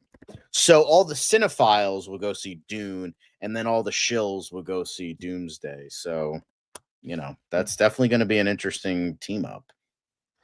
Yeah, I just look. This here is early reporting. This comes from, by the way, the source for this, if you're wondering, because it's not discussing film. They picked this off from Matthew Bologna, who works for The Puck, and not we've talked the about best like name to deliver movie news, but sure, but that's the guy's name, and he works for for Puck News, so they're pretty legit. They're a relatively young outlet, but they have really good sources, and they have got some really good veterans of the industry working for them. So I would trust that this is reliable information, but just because they're not planning on doing it right now doesn't mean they can't change their mind, because I simply don't see, like, look, December 18th is the time of the year. It's Christmas time, basically a week before Christmas. There's a lot of money to be spread around for movies, but I just don't know if like if it makes sense for both of these movies to be coming out on the same day. I think if Avengers Doomsday's hype really goes through the roof next year, I bet you before we get to the summer months, like Dune might get moved, whether it moves into 2027 or moves a little bit forward, maybe like it comes forward by a week or two. It's likely to happen, and I think Dune ultimately will be likely to move, not Doomsday. So, uh, but yeah, especially because like you look at it, who's gonna get the IMAX screens, right? Like, cause that's the big one. We know that not Oppenheimer. We know that the Odyssey is gonna occupy the IMAX screens in the summer, and because of it, Yes. Spider-Man: Brand New Day won't be playing in IMAX for most of its run. The thing is, Like, what about it's December? You know, it's because it's like I think personally, if I were to take a guess, I think Doomsday has the IMAX screenings because the thing is, I have a feeling they'll go with Marvel in this case. One, Avengers is a bigger movie than oh, Spider-Man, absolutely. so there's that, and It's then it's kind way of bigger than even. Dune It's as like well. perfectly balanced as all things should be because they're going with the more artsy auteur movie in July because he fucking filmed it on IMAX cameras while I believe Denis Villeneuve is filming this on like actual film, so I don't think he's using Hmm. IMAX for Dune Part 3. So It's being there's that. filmed So I for think IMAX, but not with IMAX yeah, cameras. so Yeah. I think it's gonna be Doomsday that's gonna take the screenings for December because I think it's like balancing it out like Nolan, who's an auteur, is gonna be getting because I mean he made a deal, he filmed it with IMAX cameras, so that makes more sense in July. And then Doomsday, like it's a big movie, and I think Disney is gonna push for that more to have them on IMAX. But it could go either way, but I have a feeling they'll favor Doomsday for December. I don't know if you agree I with me think it on would that. just make sense. Yeah. No, I think it would just make sense because Dune is not the bigger movie. I'm sorry, but like No, Dune 3 will no, not it's make as it's much even though money it's like a bit, it's as an Doomsday epic. will. Like it's still So because first off, it's it's not Dune Messiah is like known by many to kind of be one of the weaker books in the series, and it's more of a bridge to the next book where it's essentially like it's which I think is Children of I think the fourth book is or the sorry, the third book and what I assume is going to be the fourth movie is Children of Dune. So and it's essentially the bridge of the protagonist being Paul Atreides to his children, Leo the second, and I forget his daughter's name, but Dune Messiah is essentially a bridge of Paul being the protagonist to his children being the protagonist. So, and it's the shortest book in the series. Well, that where it was written by Frank Herbert himself. So it's not quite as big or as epic as Dune and what will become like Dune, Chapter House Dune, God Emperor Doom, all that stuff. So I have it's not a very big movie. It's not a big epic like book or a movie. So it seems like yeah, as you said, it just makes more sense for Doomsday because of what is known about it. In addition to the fact, I don't think Denis Villeneuve, while a great filmmaker, does not have nearly as much pull as Nolan does, and not nearly as much clout. So, don't get me wrong, Denis Villeneuve has a lot of great work, a lot of great Oscars, made a big profit on many of his movies. But if we're comparing the two, Nolan is the guy with more clout, so he's gonna get that IMAX pull, and then I mean, let's be honest. I don't think anybody wants to admit this, but Denis Villeneuve is a poor man's Christopher Nolan. So I don't it want to is say what it is. poor But man's Christopher Nolan, but I think yeah, maybe because that he's would be an more insult like to Christopher Nolan. Like here's that's I I'm think just like he's more like A tier Christopher Nolan if Nolan is S tier. I would say he's a very good filmmaker. He's a dare I say a great filmmaker, but he does have that feel of something being Nolan-esque. But I think like Nolan is S tier, Denis Villeneuve would be like A tier. So yeah, that's just that's my fair. opinion. That's fair. Look, I just think in this case, Warner Brothers needs to move the movie. I think Ooh, look, it's it, ooh, Caleb, those are okay. fighting words. Caleb, like you're not old enough to have that conversation, so you can ride this ride. We'll move on. But I look. Here's the thing. Ultimately, Dune needs to move because, like we pointed out, on the surface, yes, there's enough money to go around. around, but will there be enough premium screens? How do you split that time? How do you make that deal happen? A lot of theater, because this is going to be one of those situations where if they're coming out the same exact weekend, you know that more people are going to see Doomsday. So I think it hurts Dune 3 more than it hurts Doomsday. That's simply the reason why. If they just stagger them by 1 week, come out Christmas Day or come out the week earlier for Dune Part 3, Dune Prophecy, whatever you want to call it, or whatever it's going to be called, like that gives it the ability to have an exclusive window with, or at least if it's the week after Doomsday comes out, the week of Christmas, it can have a good chunk of the premium screens and they could split show times. I just think like the vast majority of those premium screens would end up going to Doomsday if they were coming out the same weekend. So again, right now this is the case. Warner Brothers could change their mind. We just saw Disney moved around some films on their calendar, not the big ones, but they just did make some changes. So that happens all the time. We'll see if this stays the same or not, but we'll keep an eye on it. So let's keep on rolling here. We got now, John. Are we getting into the Festivus part of the show now? Is that where we're headed, or are we getting close? No, not quite yet. Okay, we're just talking holiday movies. All right. Yeah. So this is the most viewed holiday movies for the past couple of years. This is 2021 to 2024. Home Alone was killing it, and then fucking Dwayne The Rock Johnson, 3 out of 4 years movie, fucking overtook Which, it. by the way, Red One isn't that is that a Netflix one or is that's an Amazon movie? That's the Amazon one. That's like one of their most watched movies of all time as far as original movies go for Amazon Prime. But yeah, Home Alone, 3 out of the last four years. Like it's Home Alone was still number 2, so the top. Yeah, yeah. And then look at 2021 or 2022. Home Alone and Home Alone 2. Like they're both in the top 10. You got the Santa Claus movies there for that year. The other one is the How the Grinch Stole Christmas, the one with Jim Carrey. That was number 2 in 2021. Then it's kind of kept on dropping off, but it stays in the top 10 for the most part. And then Home Alone 2 only were behind Red One in 2024. But John, it looks like Home Alone is not getting back on his throne in 2025. Mm-hmm. And for 2 years in a row now, if you go to the next chart from Hollywood Reporter, the top 10 Hollywood movies this year, How the Grinch Stole Christmas is leading the way right now. I don't know how K-pop Demon Hunters qualifies in this. I guess this is more of a list of just the 10 movies because you have Wicked, Zootopia. I don't think this is a holiday specific list. This is more about just the top 10 movies this time of year. So K-pop Demon Hunters is the most watched movie of all time in Netflix, and yeah, a level 4 naughty lister. Got Boom. It. Yeah. Kev is spitting facts. You know what I'm surprised to see on this list? And it's this actually goes to confirm. Thank you, Caleb, for pointing this out. This goes to confirm that HBO made the right call. Warner Brothers made the right call by putting a lot of and licensing a lot of their DC movies that are now mostly part of the defunct DCEU to Netflix. Because you look at the combined numbers between HBO Max and Netflix, and Aquaman and Lost Kingdom. Remember, that was like... How did you want to watch that, though? Like, it was trending on number 1 for a while. Here's the reason why. Because a lot of people didn't see it in the movie theater. So they were like, oh, yeah, there was a second Aquaman movie? Jason Momoa? Like, the last DCEU film? Sure, it's on Netflix. Oh, we got Netflix. We didn't have HBO Max. Let's go watch it.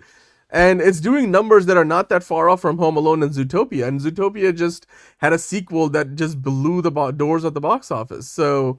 there you go. I mean, also Jingle Bell Heist goes to show you how big of a deal Netflix has got 1, 2, 3, 4, 3.5 actually, like titles on this list out of the top 10.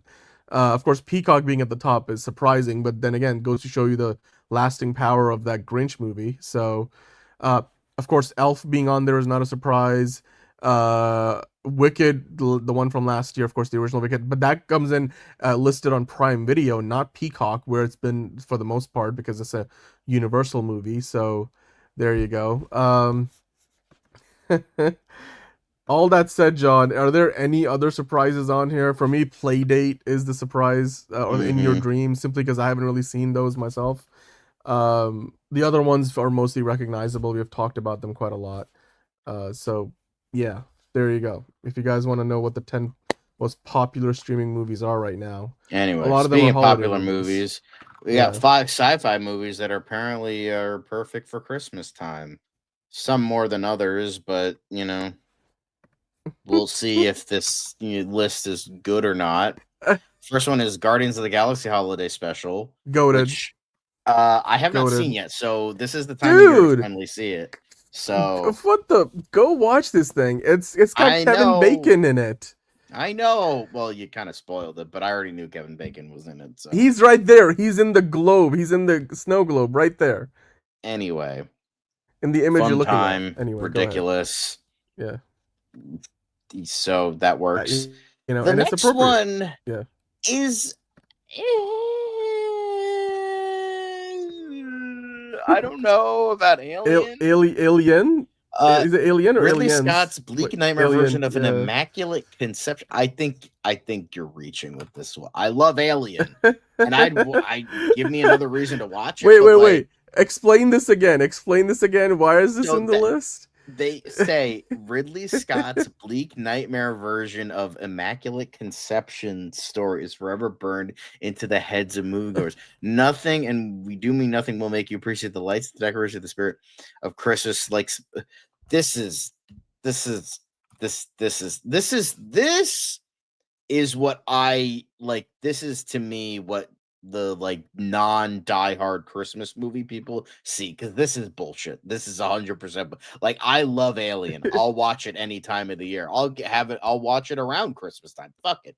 But no, just because there's an immaculate, because somebody fucking gets raped by alien mouth tube automatically means he gives birth. That means it's fuck off. Anyway, stupid. Iron Man 3, obviously, pretty much any Shane Black movie, because every Shane Black movie takes place around Christmas. Pushing it for nice guys, but you can watch Play Dirty, Iron Man, Long Kiss Goodnight, pretty much any and all. Lethal Weapon. Lethal Weapon's a big one. We're gonna be getting to that soon, Enterprising. But yeah, Iron Man 3, perfect. I'd watch it again. Yeah. My name is Trevor Slattery. I don't care what anybody says. That's the definition of MCU rage bait, if there ever was any rage bait in the MCU. I love it. Just the first time I saw it, I was initially like, "What the fuck?" And then I was like, "Oh, this is actually genius work." Yeah, because it was like, this is dark. There's layers to this humor. I get this. This is. People are gonna hate this, but this is amazing. That was my reaction.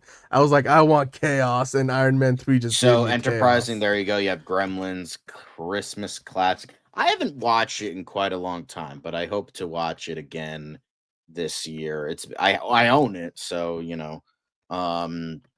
there's that. But yeah, Joe Dante's. I mean, I know a lot of people are iffy on Christopher Columbus taking over directorial duties for Gremlins 3, but I'm still excited for it, and this is pretty damn great. Love Gremlins. And then finally, Children of Men.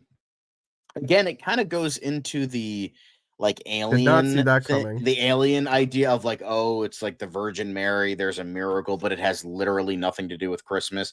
It's just if we're going for the Virgin Mary allegory, then there's a million movies out there that would fucking technically be a Christmas movie, but you're reaching. Okay, I will say you have 3 out of the 5: Iron Man 3, Gremlins, and Holiday Special. Those are fine, but yeah, dude, I would agree. The way people get maimed in this in terms movie, of sci-fi, I don't understand. You have Guardians, but you don't have Batman Returns. I don't like Batman Returns, but that is 100% a Christmas movie. So oh, it is. I agree with you on that. So yeah, Batman Returns should be on there 100%. Children of Men, what a fun, lighthearted movie that was, right, Caleb? Mother, by this logic, Mother should be on here. Yes, you're right, Eric. Mother should be on here. And yeah. Hey, do you want? Hey, Darren Aronofsky be like, hey, do you want to see my retelling of the Bible? No, we fucking don't. Get out of my face, Darren. Go rip off fucking another way better fucking anime movie, you fucking clown. Anyway. John, I believe it's that time of the show. It is that time of the show. Some of us celebrate Christmas. Some of us celebrate Hanukkah. Some of us just celebrate the holidays. But for the rest of us, there's Festivus.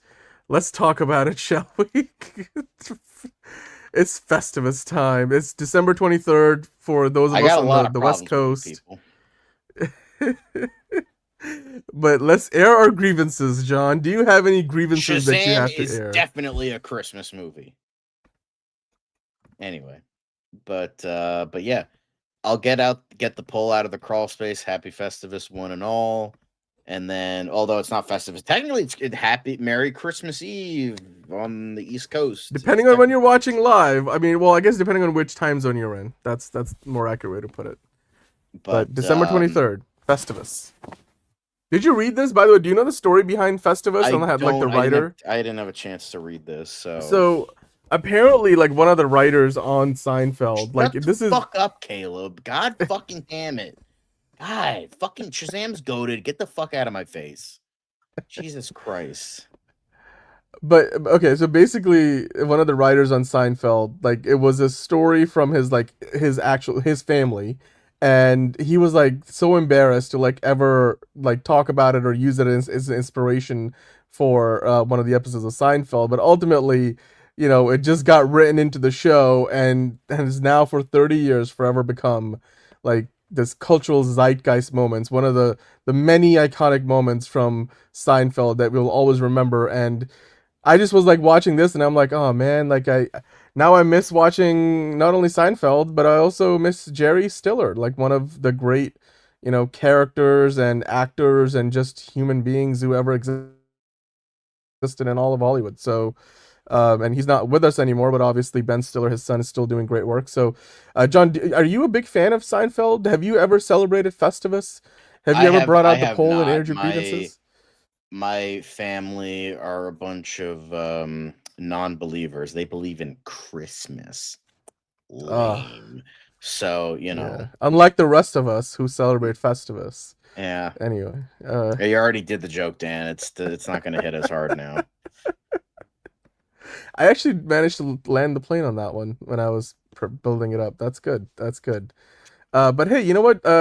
We are doing DCU Daily, and we're gonna get to all the DC talk later. But yes, it looks like DC Comics sent out their own holiday card for the rest of us. And stop saying rest of it. Okay, you did the joke. Stop making such a thing. You're not gonna make it a thing. All right. Okay. All right.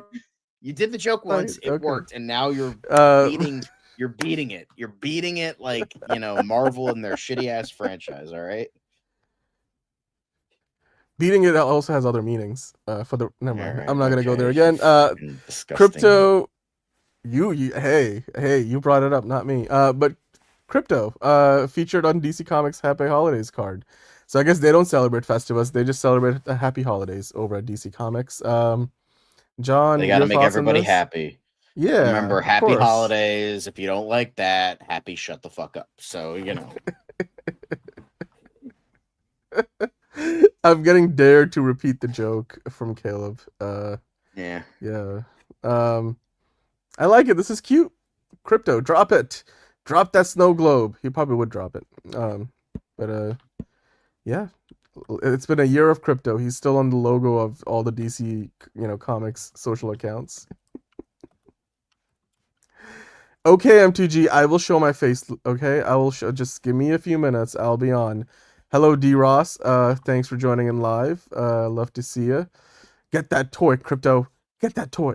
Yeah. Get the toy. I had Zelda over the last few days, and she takes the toys out of the toy box and just spreads them all over the place. So like, it's just everywhere. And then now I just find like random tennis balls like under couches around the living room. So, but it's cute. And I love doggies, as does DC, and as should you. All right, John, let's move on. We gotta get to the quick hits. Cat person, get the fuck out of here! All right. Dan is in his boxers. It's the reason actually is the technical reason because I'm working on setting up Tier List Tuesday, which by the way, stick around. We're gonna be talking about the X-Men movies. We're gonna be ranking all the Fox X-Men movies. So. Yeah, and happy holidays to everyone, says D-Ross. Happy holidays to you as well, D-Ross. But yeah, we got that coming up right after DCU Daily, Tier List Tuesday. You guys voted for it. We held it up last week because we had talked about Rob Reiner. But now we're going to rank the Fox X-Men movies coming up after the show. But the show is not over yet, my friend. We got to talk about the quick hits. Let's dive into that. Yes. First thing, Star Trek news. Dan's very happy about this. But Thomas Jane himself has been cast as Dr. Bones McCoy in Strange New Worlds. They gotta, pivot from Strange New Worlds into what is deemed the original series, kind of, sort of, the reimagining of the original series. So they gotta include more characters. So they added Bones McCoy and Thomas Jane, of all people. Definitely an interesting choice. I'm a doctor, not a punisher. Anyway, so that's fuck you. That is a hilarious joke. Get out of my face. Seth Rogen's laughing, so that shouldn't be deemed funny. Anyway, yeah, love it.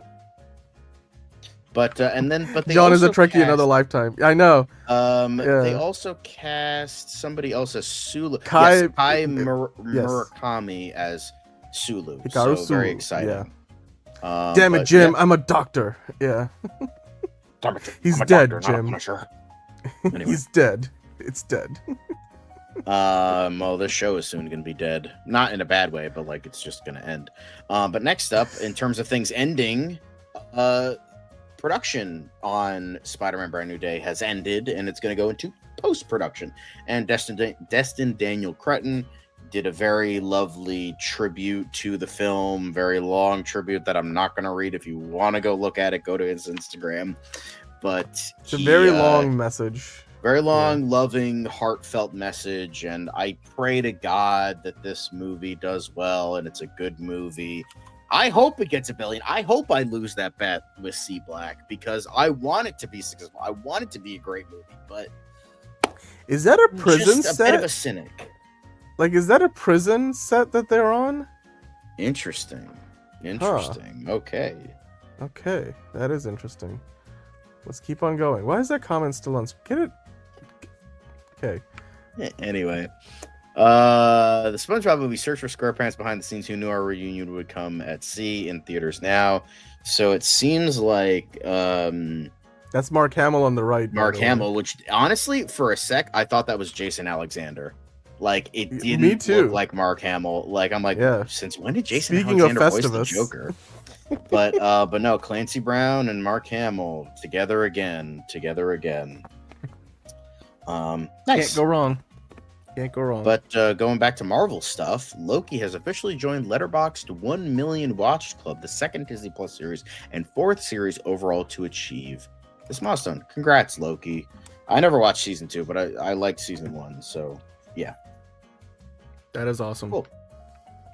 I bet this is because of all the Doomsday rumors, but yeah. Oh yeah, of course.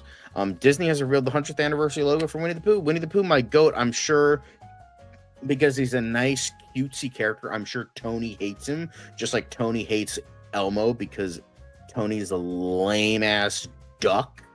So, Dude, Tony's not even here. Why are you making fun of a guy who's not because even here? He hates Elmo, so I don't trust him. So, he's also from Canada. Is that place even real? Like, come on now. Isn't that meant to be like the 51st state? Yeah, it's now we're getting into North Montana hasn't been called Canada in years. Anyway, so Winnie the Pooh has been around for 100 years. 1926, our boy Winnie the Pooh. Who doesn't love Winnie the Pooh? I'm sure Tony doesn't because he's lame. But yeah, I mean Winnie the Pooh's already in the public domain, so. Good yeah, on we Disney know for all the hundreds of fucking horror keeping movies that have been made about him, so, Yep. But we still love Winnie the Pooh, horror or otherwise. But something that we don't love is delays. And unfortunately, the upcoming James Bond game featuring the young Dexter from Dexter Original Sin, it's been delayed. Unfortunately, it's been delayed 2 months. It's going from March to May, which isn't a huge jump.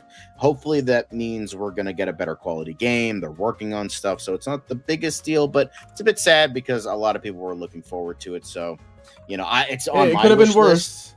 Yeah, it could be like GTA 6, so, Yeah, I was going to say, it could have been GTA 6, so. Wait, hold on. May 27th, the original date.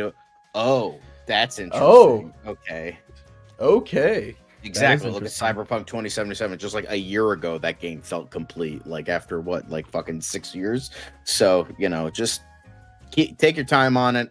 Then we'll get a better game. We'll get a good game. I hope it's good. I really want it to be good, considering, I don't trust the next movie, so I'll be like, let's see if the game is good. And it seems like they're going with like sort of like an all-encompassing kind of thing, where it's like it's got Connery vibes, Dalton vibes, book vibes. So it's kind of got a little bit of everything, but it feels like it's still like a very radical James Bond, like early on in his career. So it's a good prequel. So I'm excited for it, but I'm gonna wait. I don't pre-order. Never pre-order a game.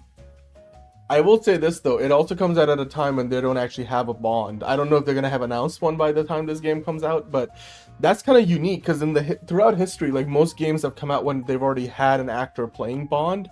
So the expectations for this are a little bit different, and I don't think it will be judged as harshly simply because it's sort of doing its own thing that's separate from the movies. So yeah. But yeah. Very exciting. Speaking of Housemaid, we mentioned that earlier, but the Housemaid book series jumps to top of bestseller list following the Big Bazonga Blonde actresses movie that just came out. So hey, cool. There's not as many of those in this as there are in Eden though. So well, I mean, that was a Ron Howard movie. movie. 2 Big Bazonga Blondes for the price of one. So yeah. I think that's. I mean, I've heard the book is very good. I hope the movie's good. But like, I hate Paul Feig and he's a dipshit. So like, Hey, my anaconda don't want none unless you got buns. Okay, now we move on. Mads Mikkelsen discusses Rogue One, a Star Wars story's unfinished screenplay. But yeah, he's like, for a Star Wars film, it was surprisingly unfinished in the script. It kept changing, and one would think that was already done. I don't think they ever locked a draft. I think they kept working on it and improvised and went back and reshot stuff and then came up with a better idea. It is kind of livable for a character like mine. I mean, I had my mission. I knew what it was, but it was obviously tricky for the 2 young heroes not knowing exactly what they were carrying into a room of baggage. But I think, as I said, it turned out to be a really nice one. Yeah, it's like the only good Disney Star Wars movie. So like, congrats, I guess. Yeah, I mean, it's not the first time we have heard that they were like changing things. I mean, obviously they even brought in a different director to finish the movie, so it's not surprising that they never had a finished script per se. So yeah, but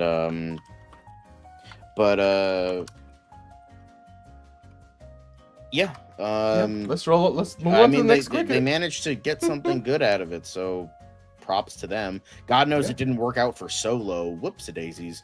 But Dan to Dan, apparently season 3 confirms 2027 release. I think it's teaser. So done to done. It's done to done. Like, I've heard it. I've heard Dan to Dan. Okay. That's. I guess you've heard it both ways. There you go. I have heard it both ways, but I've mostly heard Dan to Dan. But like, I assume either they're making fun of the title or they're just stupid. So whatever. Anime is big. Anime is bigger than ever. As big as ever, unless you're One Punch Man, which that's a mighty big oof right there.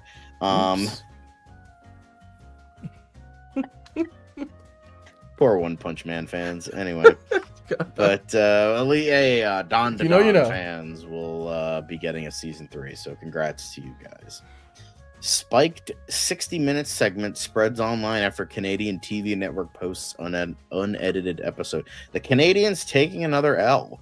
CBS had pulled the segment, but the original version of the news magazine apparently aired in Canada. I think this is a dubs for the Canadians. Thank you, Canada, for putting this out so that we can compare it to the doctored version we're gonna eventually get from CBS News and all their politically motivated bullshit that Paramount is pulling under Skydance. Yep. So now I'm actually more like, yes, let's give Netflix Warner Brothers Discovery because they will actually do something good with it and not be politically motivated, like Skydance seems to be. Hopefully. So we'll just kill the movie theaters, but like politically. Yeah, I mean, that was already happening. So theaters, I will take the latter, unfortunately, and that's saying something a lot for me. Anyway. But next up, Lady Gaga to premiere Harlequin Live Christmas Eve on YouTube. By Harlequin standards, Christmas is the perfect time to release something rebellious, she says. So maybe this Harlequin thing will actually be a success, unlike the last time, I knew you were going to go there. That's why this quick hit exists. Anyway, I just want Caleb to absolutely lose his shit because he hates Folie à Deux. So, Yeah. Anyway, Love it. Love it. Speaking of which, by the way, the guy... Speaking of terrible things, okay, Taylor Swift teases more music to come after The Life of a Showgirl in The End of an Era Dark. Cool, great. Yeah, bitch who is extremely successful is going to make more music. Wow, crazy. Couldn't figure that one out. Okay. Well, it's not always a guarantee. I was also going to say, like, that show Heated Rivalry, one of the two leads in that show was the guy who kills... Oh, sorry. Spoiler alert. Who kills the Joker in Folia Do. So... there's that DC connection. Interesting. Yeah. Okay. But anyway, thanks for watching the news portion of the show. We are going to head into DCU Daily now, and we're going to be talking about Wake Me Up. Wake You Up Before You Go. But now we have DCU Daily time. We're going to be blessed, not blessed, maybe. I don't know, but the Iron Sheik is telling us it's time, so it's definitely DCU time. It's Waiter, but sure, yeah. Whatever. I don't fucking know. It's a wrestler. I don't care. Whatever. Let's get into it. It's another project that's been blessed from the beginning. There's the shot, right there. That. Okay, we don't need to see chorus. Right there. Hey, buddy. Eyes up here. Now you want to get nuts? Let's get nuts. Here we go. Victory mine. Ask me how am I doing? I'm telling you, really, I'm doing sublime. I never wait in a stewardess line. I just go do it. I'm moving my time. Really had nothing to do with it. How am I moving? I'm moving like you want to shine. Follow my lead. Don't listen to lies. I had to put me all on the line. That's why I know that victory's mine. I prefer Jared Leto. Hunka, hunka.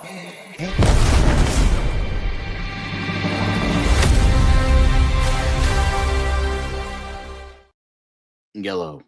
It is DCU time. Welcome, one and all, to DCU Daily.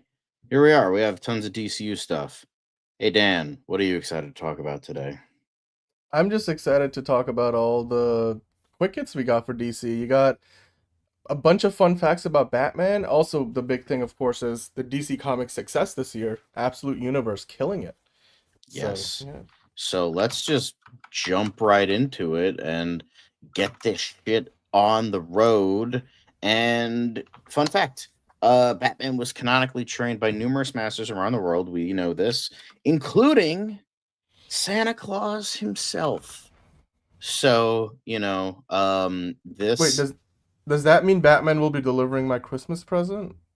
Yeah, but unfortunately, it's not Christian Bale. So, it's going to be George Clooney. I'm okay with that. I hope he brings that snowsuit, the silver and the... Yeah, I you're especially the only hope... one who would hope for that. I mean, I especially hope he brings, Batgirl with him, and, I don't mind if... I mean, Alicia Silverstone, she is good at any time of the year, so, but, you said it has, I follow your what we met during my years abroad. He showed me a few things I still use. That's fucking awesome. But the thing I know specifically about Santa Claus in regards to the DC universe, the most famous thing that everyone brings up this time of year is the fact that Santa every single year slips past Apocalypse's defenses just to deliver Darkseid a lump of coal. Just absolutely Kino. But it's definitely different from Santa Claus of the Marvel Universe, which actually did give Dr. Doom what was it, like armor cleaning spray, and he's like, give this man his milk and cookies. Fun fact about Santa Claus in the Marvel Universe, he is actually an Omega level mutant. So, fun fact. But yeah, does this bring a smile to your face, Dan, or no? Oh yeah, no, absolutely. I mean, Darkseid deserves a chunk of coal every year, so a lump of coal. There you go. Santa's goated, even in the DC comics. Worse. DC and Marvel. Yeah. DC and Marvel. Yeah. Hell yeah. But that's not the only thing we have. But apparently 2025 Batman movie streams on HBO Max starting today, but Aztec Batman Clash of Empires is now available to stream on the HBO Max streaming service. And, so if you wanted to watch that, then by all means. I've heard it's okay. I've heard it's pretty interesting. Good. So... Like I don't know, did I watch this already? I feel like I saw this somewhere. No, we did some stories on it. Yeah. No, it looks interesting. I mean, look, I love these kind of like stories, and I would love to see one of these like clearly Elseworld stories Yep. adapted into a movie. So, like for like live action Elseworlds movie, and I think this is the kind of thing that James Gunn hopefully, like, it's not like he's gonna chase after it actively, but I do hope that somebody comes to him with a really good pitch, some writer or director, and says, I want to take that and turn it into an Elseworlds tale. And this is one of those good examples of that. So Yeah. But another quick hit we have is Teen Titans Go Season 9F is now available to watch on HBO Max. This is actually, fun fact, this is actually Caleb's favorite show of all time. He told me actually privately he loves Teen Titans Go. He even said it was the best thing that DC ever produced. So that's true actually story. a little fun fact. True story. Very true story. Caleb loves Teen Titans Go. So, but yeah, so if you were interested in watching this, which I know Caleb is because he's such a huge fan, so go ahead and watch that on HBO Max because there it is. But yeah, there you go. Have fun. Now we have there it is. But the next thing we have is we have an Absolute Batman number 17 variant cover. So or was it I'm all in 16? on this action. Yeah, okay, Dan. Keep your dick in your pants. Jesus What? Christ. I mean, look, Wonder Woman and Absolute Batman both go hard. Yeah. They actually look like human beings. We know you want them to go hard, Dan. Okay. I mean, like, come on. Like, a lot of these other characters, like Absolute Joker doesn't even look like a human. And, like, don't even get me started on, like, what... But it's the number 16 variant cover by Clayman. So, it's, there it is. It looks really cool. Yeah. With her cloud sword, all that shit. So, yeah. Stuff. But that's not the only Absolute character involving, Absolute cover artwork involving Wonder Woman, but we have a Absolute Wonder Woman art by I'm probably gonna butcher this name. I apologize. Mattia de Lis. I think that's how you pronounce it. If I'm mispronouncing that, I apologize. But they also gave us this really great artwork. I don't know why her head's cut off, but looking good. Absolutely. I've heard Batman and Wonder Woman. I think from what I've heard are the best ones. I've heard Superman's like okay, but not great. And then the depowered Martian Superman Manhunter is like bonkers. Oh yeah, Martian Manhunter is absolutely bonkers, but it's great. This looks amazing. Clayman is a photo referencer extraordinaire, awesome artist too. Yeah.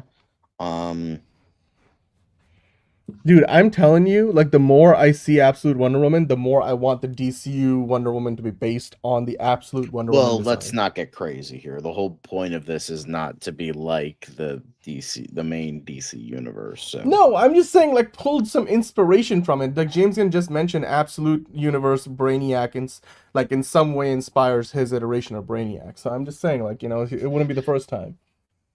Right. Next up. Look at this. This is the inspiration I want to see, for the DCU. Ooh, but we have Eddie Gathegi here, goddamn Mr. Terrific over here, being talk about heated rivalry. Damn. Yeah. Okay. Hello. But I mean, I hope to see Mr. Terrific again, maybe with another shirtless scene. Who knows? But I do. I mean, I really liked his character. I personally liked, in terms of the Justice Gang, I prefer Guy Gardner, but Mr. Terrific was pretty fucking awesome, and Eddie Gathegi definitely redeemed himself after they butchered the unkillable mutant by killing him in X-Men First Class. So, but we will be talking about that later. So, yeah, Gathegi's doing the homework by doing the roids. Anyway, the unkillable mutant that dies. They played it up for funsies in that one. It was like he's in the best shape of his life. It was like Black Bolt, like saying something and then his like reverb and fucking kills his brain. That was another fucking stupid moment. This is so good it almost looks like AI. I'm like, Eddie Gathegi is in the best shape of his life. Like, I hope he's still in For All Mankind. Well, right? I got a big jar of fucking M&M's here and a fat ass, I'm actually gonna have, because of this image, I'm gonna have a handful, showing that I don't give a fuck and I'm gonna enjoy life for all of its dangerous sweets. Yeah. Delicious. It's that time of the year, John. You gotta enjoy yourself. Indeed, it was. What mouth? Yeah.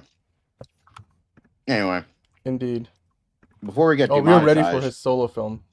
We probably already did get demonetized. We did share Boss Logic art the other day when talking about Lars Eidinger getting cast as Brainiac. And this is another one from Boss Logic. It's showcasing more of like a body horror vibe. Looking good. I can't wait. This would be creepy if this actually ends up being a close approximation of what we end up seeing in the movie. That looks, yeah, that's like squid spider vibes. Ugh. Yeah, I think it's safe to say M&Ms are a little bit better for you than roids, but you know. Oh yeah. But yeah, this looks really fucking cool. Who wouldn't want to see this?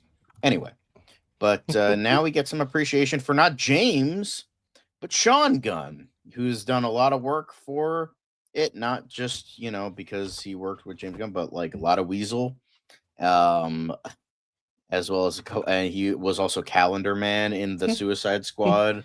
He's James Gunn's go-to mocap actor. Also Kurt from Gilmore Girls. Yes. His claim to fame. Well,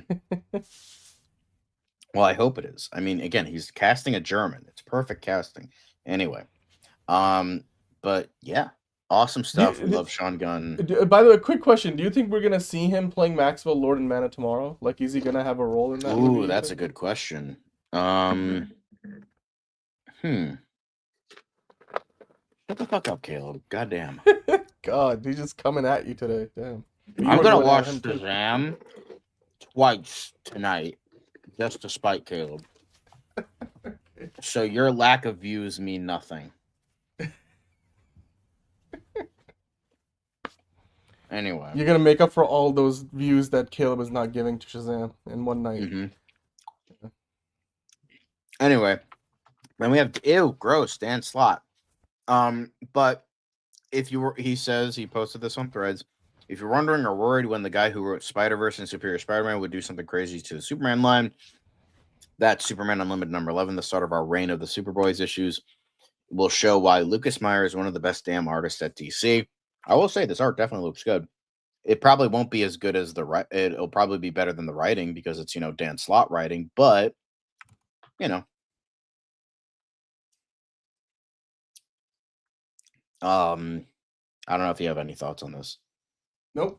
I'm good. I think I'm good with that. Shazam is a fucking great movie. It is a coming of age story. Zachary Levi, yeah, he's batshit insane now, but he did an excellent job. Asher Angel was great. Great chemistry. It's about family, not like Fast and Furious, because fuck Fast and Furious. That's Shazam. The Shazamly is where it's at. So fuck off. Shazam 2. I don't have friends. I got family.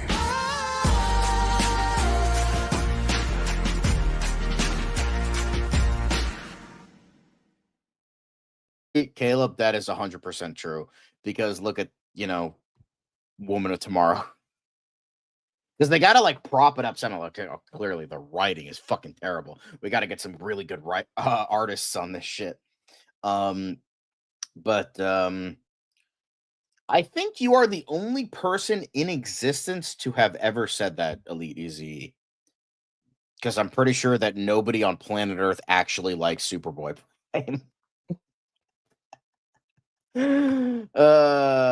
But anyway, that's it for DC quick hits, because now we're gonna get into the part of the show of ring ding ding ding ding ding ding.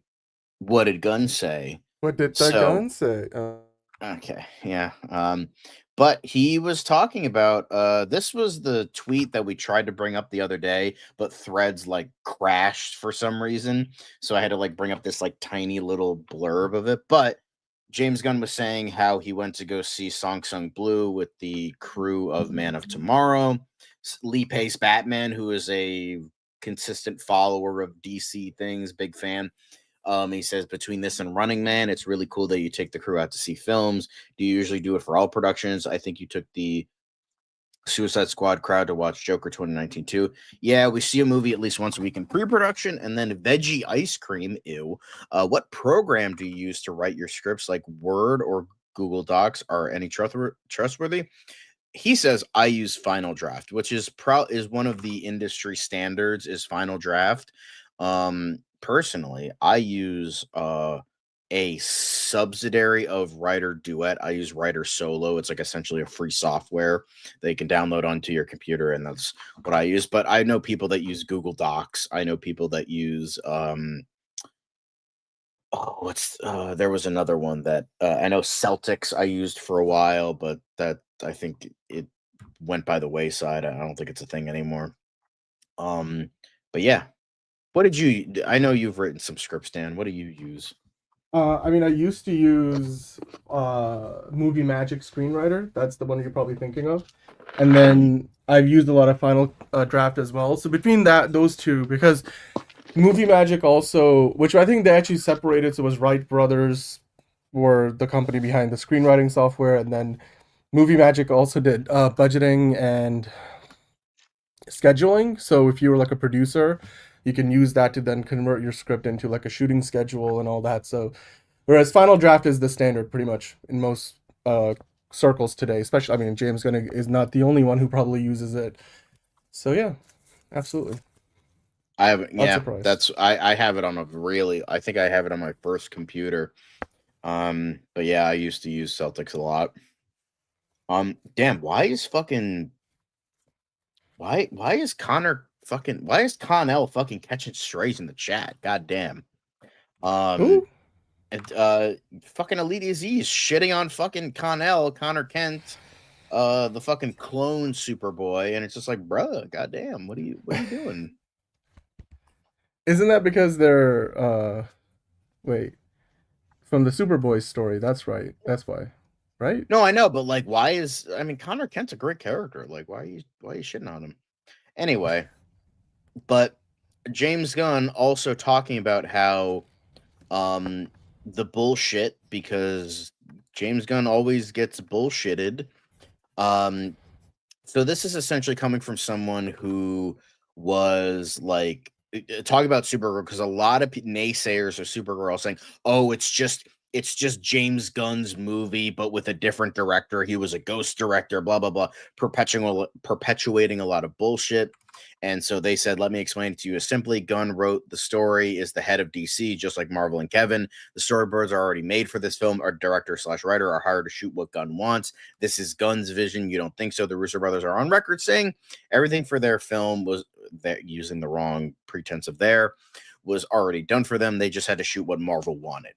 And the Ray of Water, ironic, essentially said, putting this to rest, James Gunn wrote the story. No, he didn't. The storyboards are already made for this film. Not true. The director/writer are hired to shoot what Gunn wants. That is not how it works at DC or Marvel. The Russo brothers are on record saying everything for their film was already done for them. Also not at all true. Y'all don't know what previs is. Every single fucking blockbuster movie does previs. And with that, James Gunn then replied, not one of those things the poster said was true. I mean, the post you're reposting. And then this person essentially said this again. It dumbfounds me when people keep spreading the narrative that directors on superhero movies are 100% beholden to the story with no creative input whatsoever. Of course, we have some horror stories, but that's not the norm.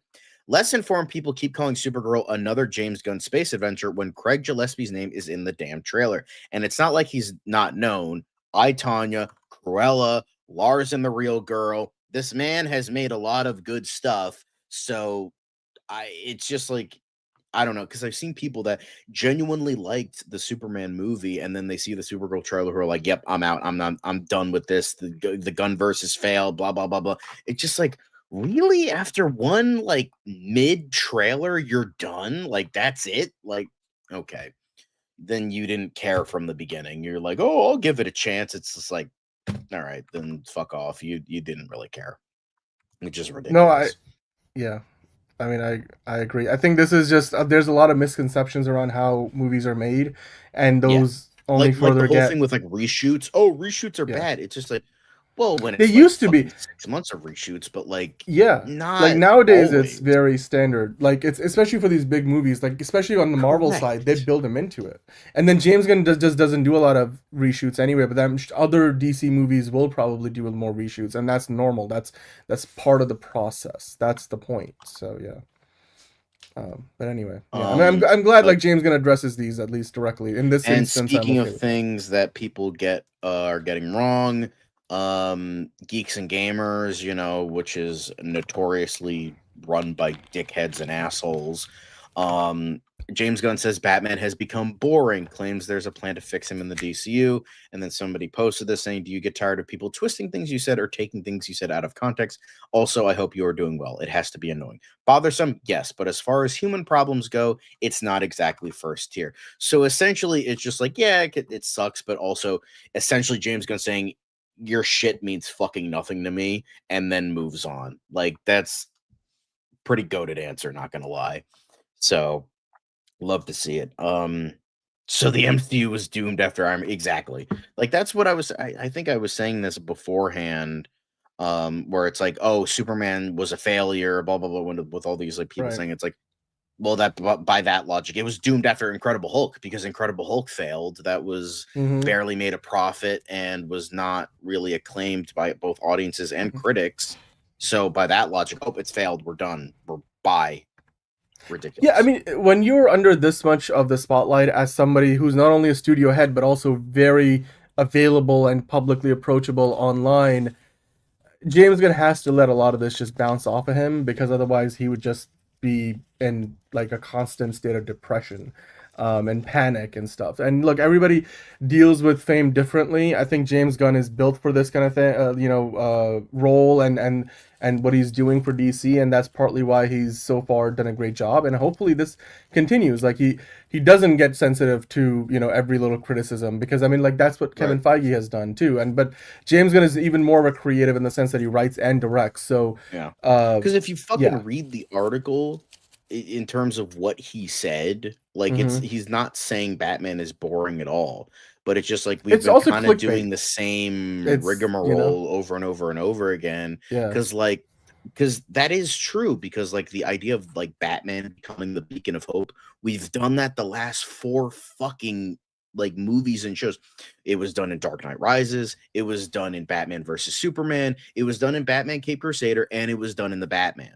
Like we've gotten this 4 times in the last 15 years. It's like it's getting a little bit tiring. Like why can't we just have a Batman who is already the beacon of hope and already this like hopefulness icon for Gotham? Why do we have to like see this story again and again and again? It's getting tiring, and I think that's what James Gunn is essentially saying here.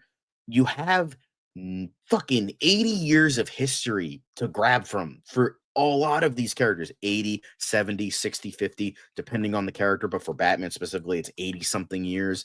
This dude's been around for almost a century, and you're using the same bits over and over and over again. It's like, guys, we have so much history, and yet you're pulling from Long Halloween, Year One, and The Dark Knight Returns. It's like there's multitudes of comics you could fucking pull from, and yet you're pulling from the same 3 over and over and over again. It's like Batman has way more comics than just that. That's which was ironically kind of refreshing for the Batman, because Matt Reeves was like, oh yeah, 0 Year and Batman Ego were part of my inspirations. It's like, oh, that's fucking different. Thank God it's not fucking more Frank Miller shit.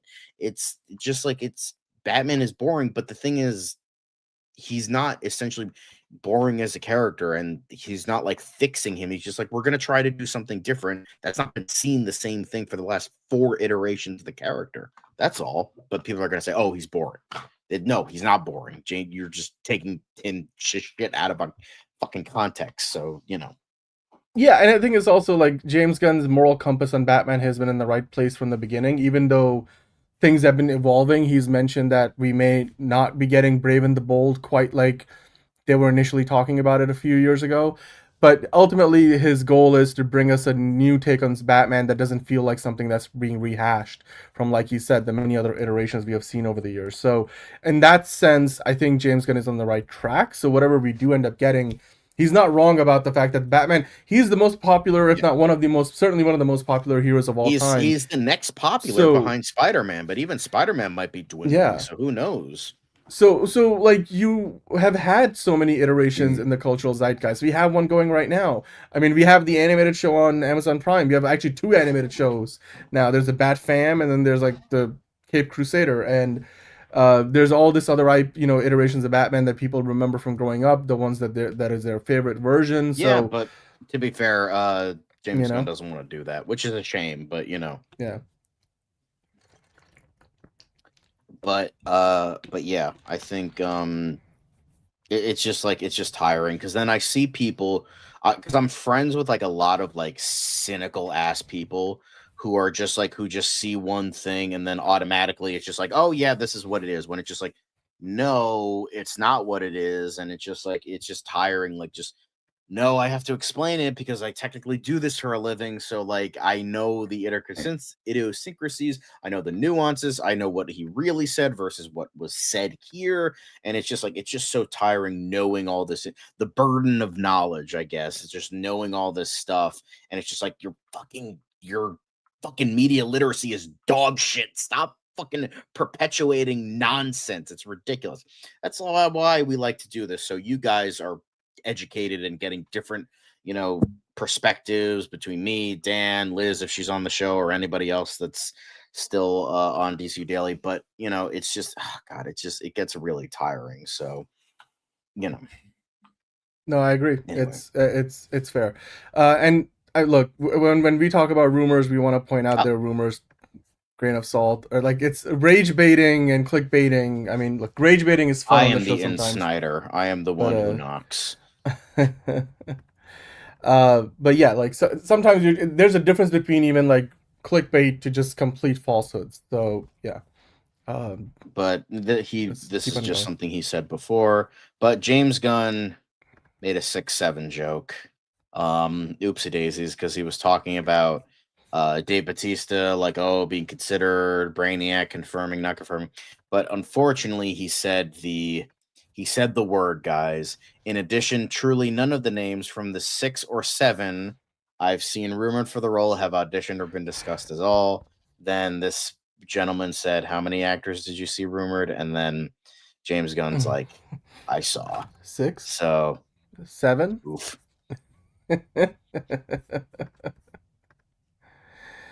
I thought my jokes were bad. Anyway, let's keep on going. No, Dan, you got to do it right. And I thought my jokes were bad.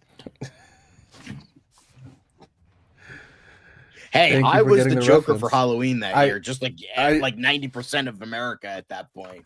So I'm just glad that you got the reference. That's all. What? Of course. Come on now. What do you think this is? Amateur hour? Well, I'm not like Caleb. I actually like Christopher Nolan. So, I won't glaze him like you will, but I will say I do, I still love the man and I love his movies. I'm not like a bitch boy like Caleb who hates good movies. So, I mean, he hates Shazam of all things. What a fucking loser, am I right? So, but that's not but the ride ain't over yet. We have a little bit more in regards to the Absolute line, because that's the thing. In terms of comics, that's what everybody's been talking about. So we're gonna get into the Absolutes. Just the thing that exploded when we thought comic books were dead. DC was like, "Hang on a sec, we're not. I'm not dead. We're not dead just yet." So. Batman Absolute Universe Comics powered DC to a super year. I mean, we were talking about the other day, but Absolute Batman got like a fucking 10th reprint. The sales numbers were huge. Like the number 1 was like the best records in like years. Constant praise. Even the stuff that's not been praised has been commended for some experimental stuff like Martian Manhunter. So it just goes to show that the ride's not over yet, truly. So the publisher has revealed sales numbers exclusively with the Hollywood Reporter, including some surprising statistics about Batman. So, the absolute line we know has been absolutely crazy. But according to figures shared with the Hollywood Reporter, the Absolute Universe line of monthly comics has sold over 8.2 million units in total, not accounting for December sales. Absolute Batman, the flagship title, makes up around 35%, close to 3 million of that total. The first issue of Absolute Batman continues to sell well and is now on its 10th reprinting, while the issue Absolute Batman number 15 has orders of over 300,000 units. Okay. Comics are not fucking dead yet. So all the people that say they are, fuck you. DC ain't dead. Marvel ain't, well, Marvel might be dead, but like DC is definitely not dead.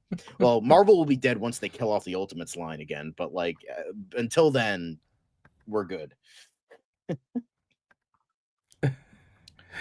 Who is the Green Lantern in Absolute Universe? Is that? I'm pretty sure it's the one nobody cares about, the black chick that was in Far Sector. Pretty sure that's who it is. Okay, so we got a second female Green Lantern. Yeah, we talked about that. Yeah, we did a whole ranking, and she was in there. But there's just not a lot of that iteration of the character out there. So yeah, but this is awesome, man. Like, this is a great year for DC in the comic book world. We've been talking about it all year. Every time there's a significant milestone, and you can see again they're just finishing the year strong, and it's good to. And then they also have like the Marvel Batman, the Marvel DC crossovers, like with Batman, Deadpool, and Superman, Spider-Man, like Superman, Spider-Man, like these things. They're pulling. They're pulling. Yep. Superman. Everything is Batman. Everything's Batman when you're part of it. Anyway, first try. But in terms of, this is essentially kind of just a TLDR of what was said before. So, all 8.2 million, 35%, tracking. That is still ridiculous. 300,000 orders. It's not the amount of money that like movies make, but like for the comic book world, like that's insane. This is amazing. Like the amount of units being sold and how popular Absolute Batman has been. John, to the point now they're actually, they've got some amazing action figures being put out there. Hot Toys, I think, just came out. Hot Toys is killing it too. Yeah. Hot Toys is definitely, Funko is dead, but Hot Toys is not dead yet. So, Sideshow, I think, is another one, but Hot Toys is the hot one. But Hot Toys has revealed a 1/6 scale of Absolute Batman, standing at a whopping 40.5 centimeters tall. That's about 1.5 feet. For context, a Captain America figure is typically around 31 centimeters tall, which is about a foot. As the Hong Kong-based company explains, it features a muscular body made from soft vinyl materials that allow for a smooth, seamless joint design. The figure features a Batman cowl head with detachable bat ears and 3 interchangeable lower faces, allowing collectors to use his bat ears as knives and shift his expression from grim to outright menace. So, yeah. So if you are a collector of Hot Toys, this is the actual proper Hot Toys figurine. So if you're gotta love the Brickle, the thing that turns into the bat axe, the battle axe. It's it's I don't love the vibe I got from this series is like it's very like Zack Snyder coded, but hey, if it works, it works.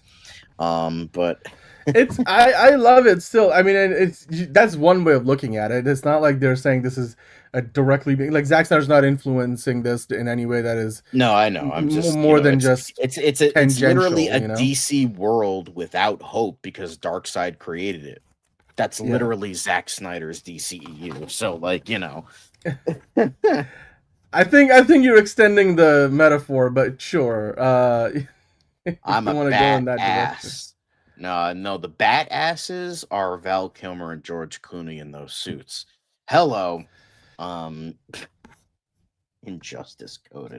I can't argue with that logic. Anyway. So I'm not going to. But yeah.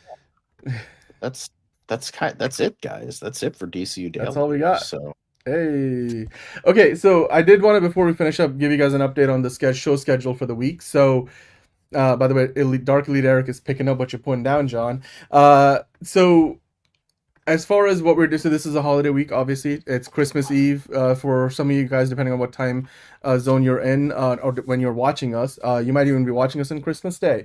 But if you're watching us live, we're doing this on Tuesday night. So now and Wednesday being Christmas Eve, we're actually going to take the day off so that John and I and everybody on the show can take some time and spend it with their family and friends. But we will be back on Friday with live shows, DCU Daily, as well as, of course, Fancast Friday. The poll for that will be going up shortly. We already have the poll for next Tier List Tuesday up, so you can vote for that right now in the YouTube community post section. Also, this Thursday, while we won't be live on Christmas Day, we do have a new DCU Daily editorial video going up, the second one in the series. The first one talked about the ways in which James Gunn is making Superman more relatable.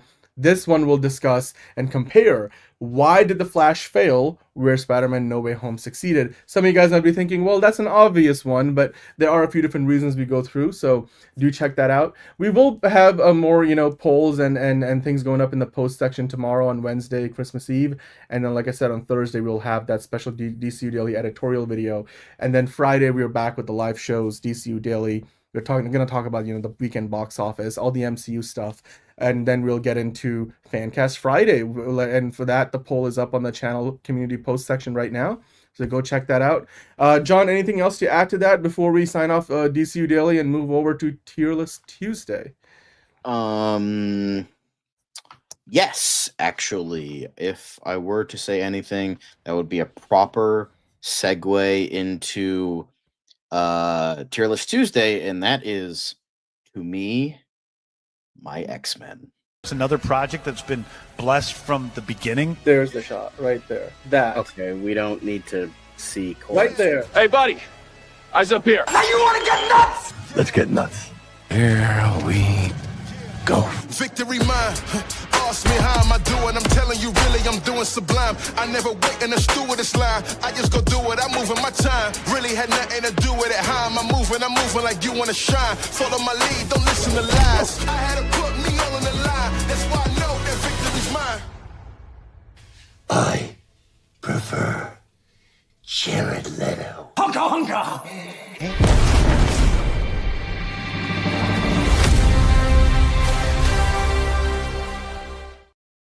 And remember, happy Festivus. For the rest of Merry us. Christmas Eve. And a happy holidays. And if you don't like that, then happy shut the fuck up.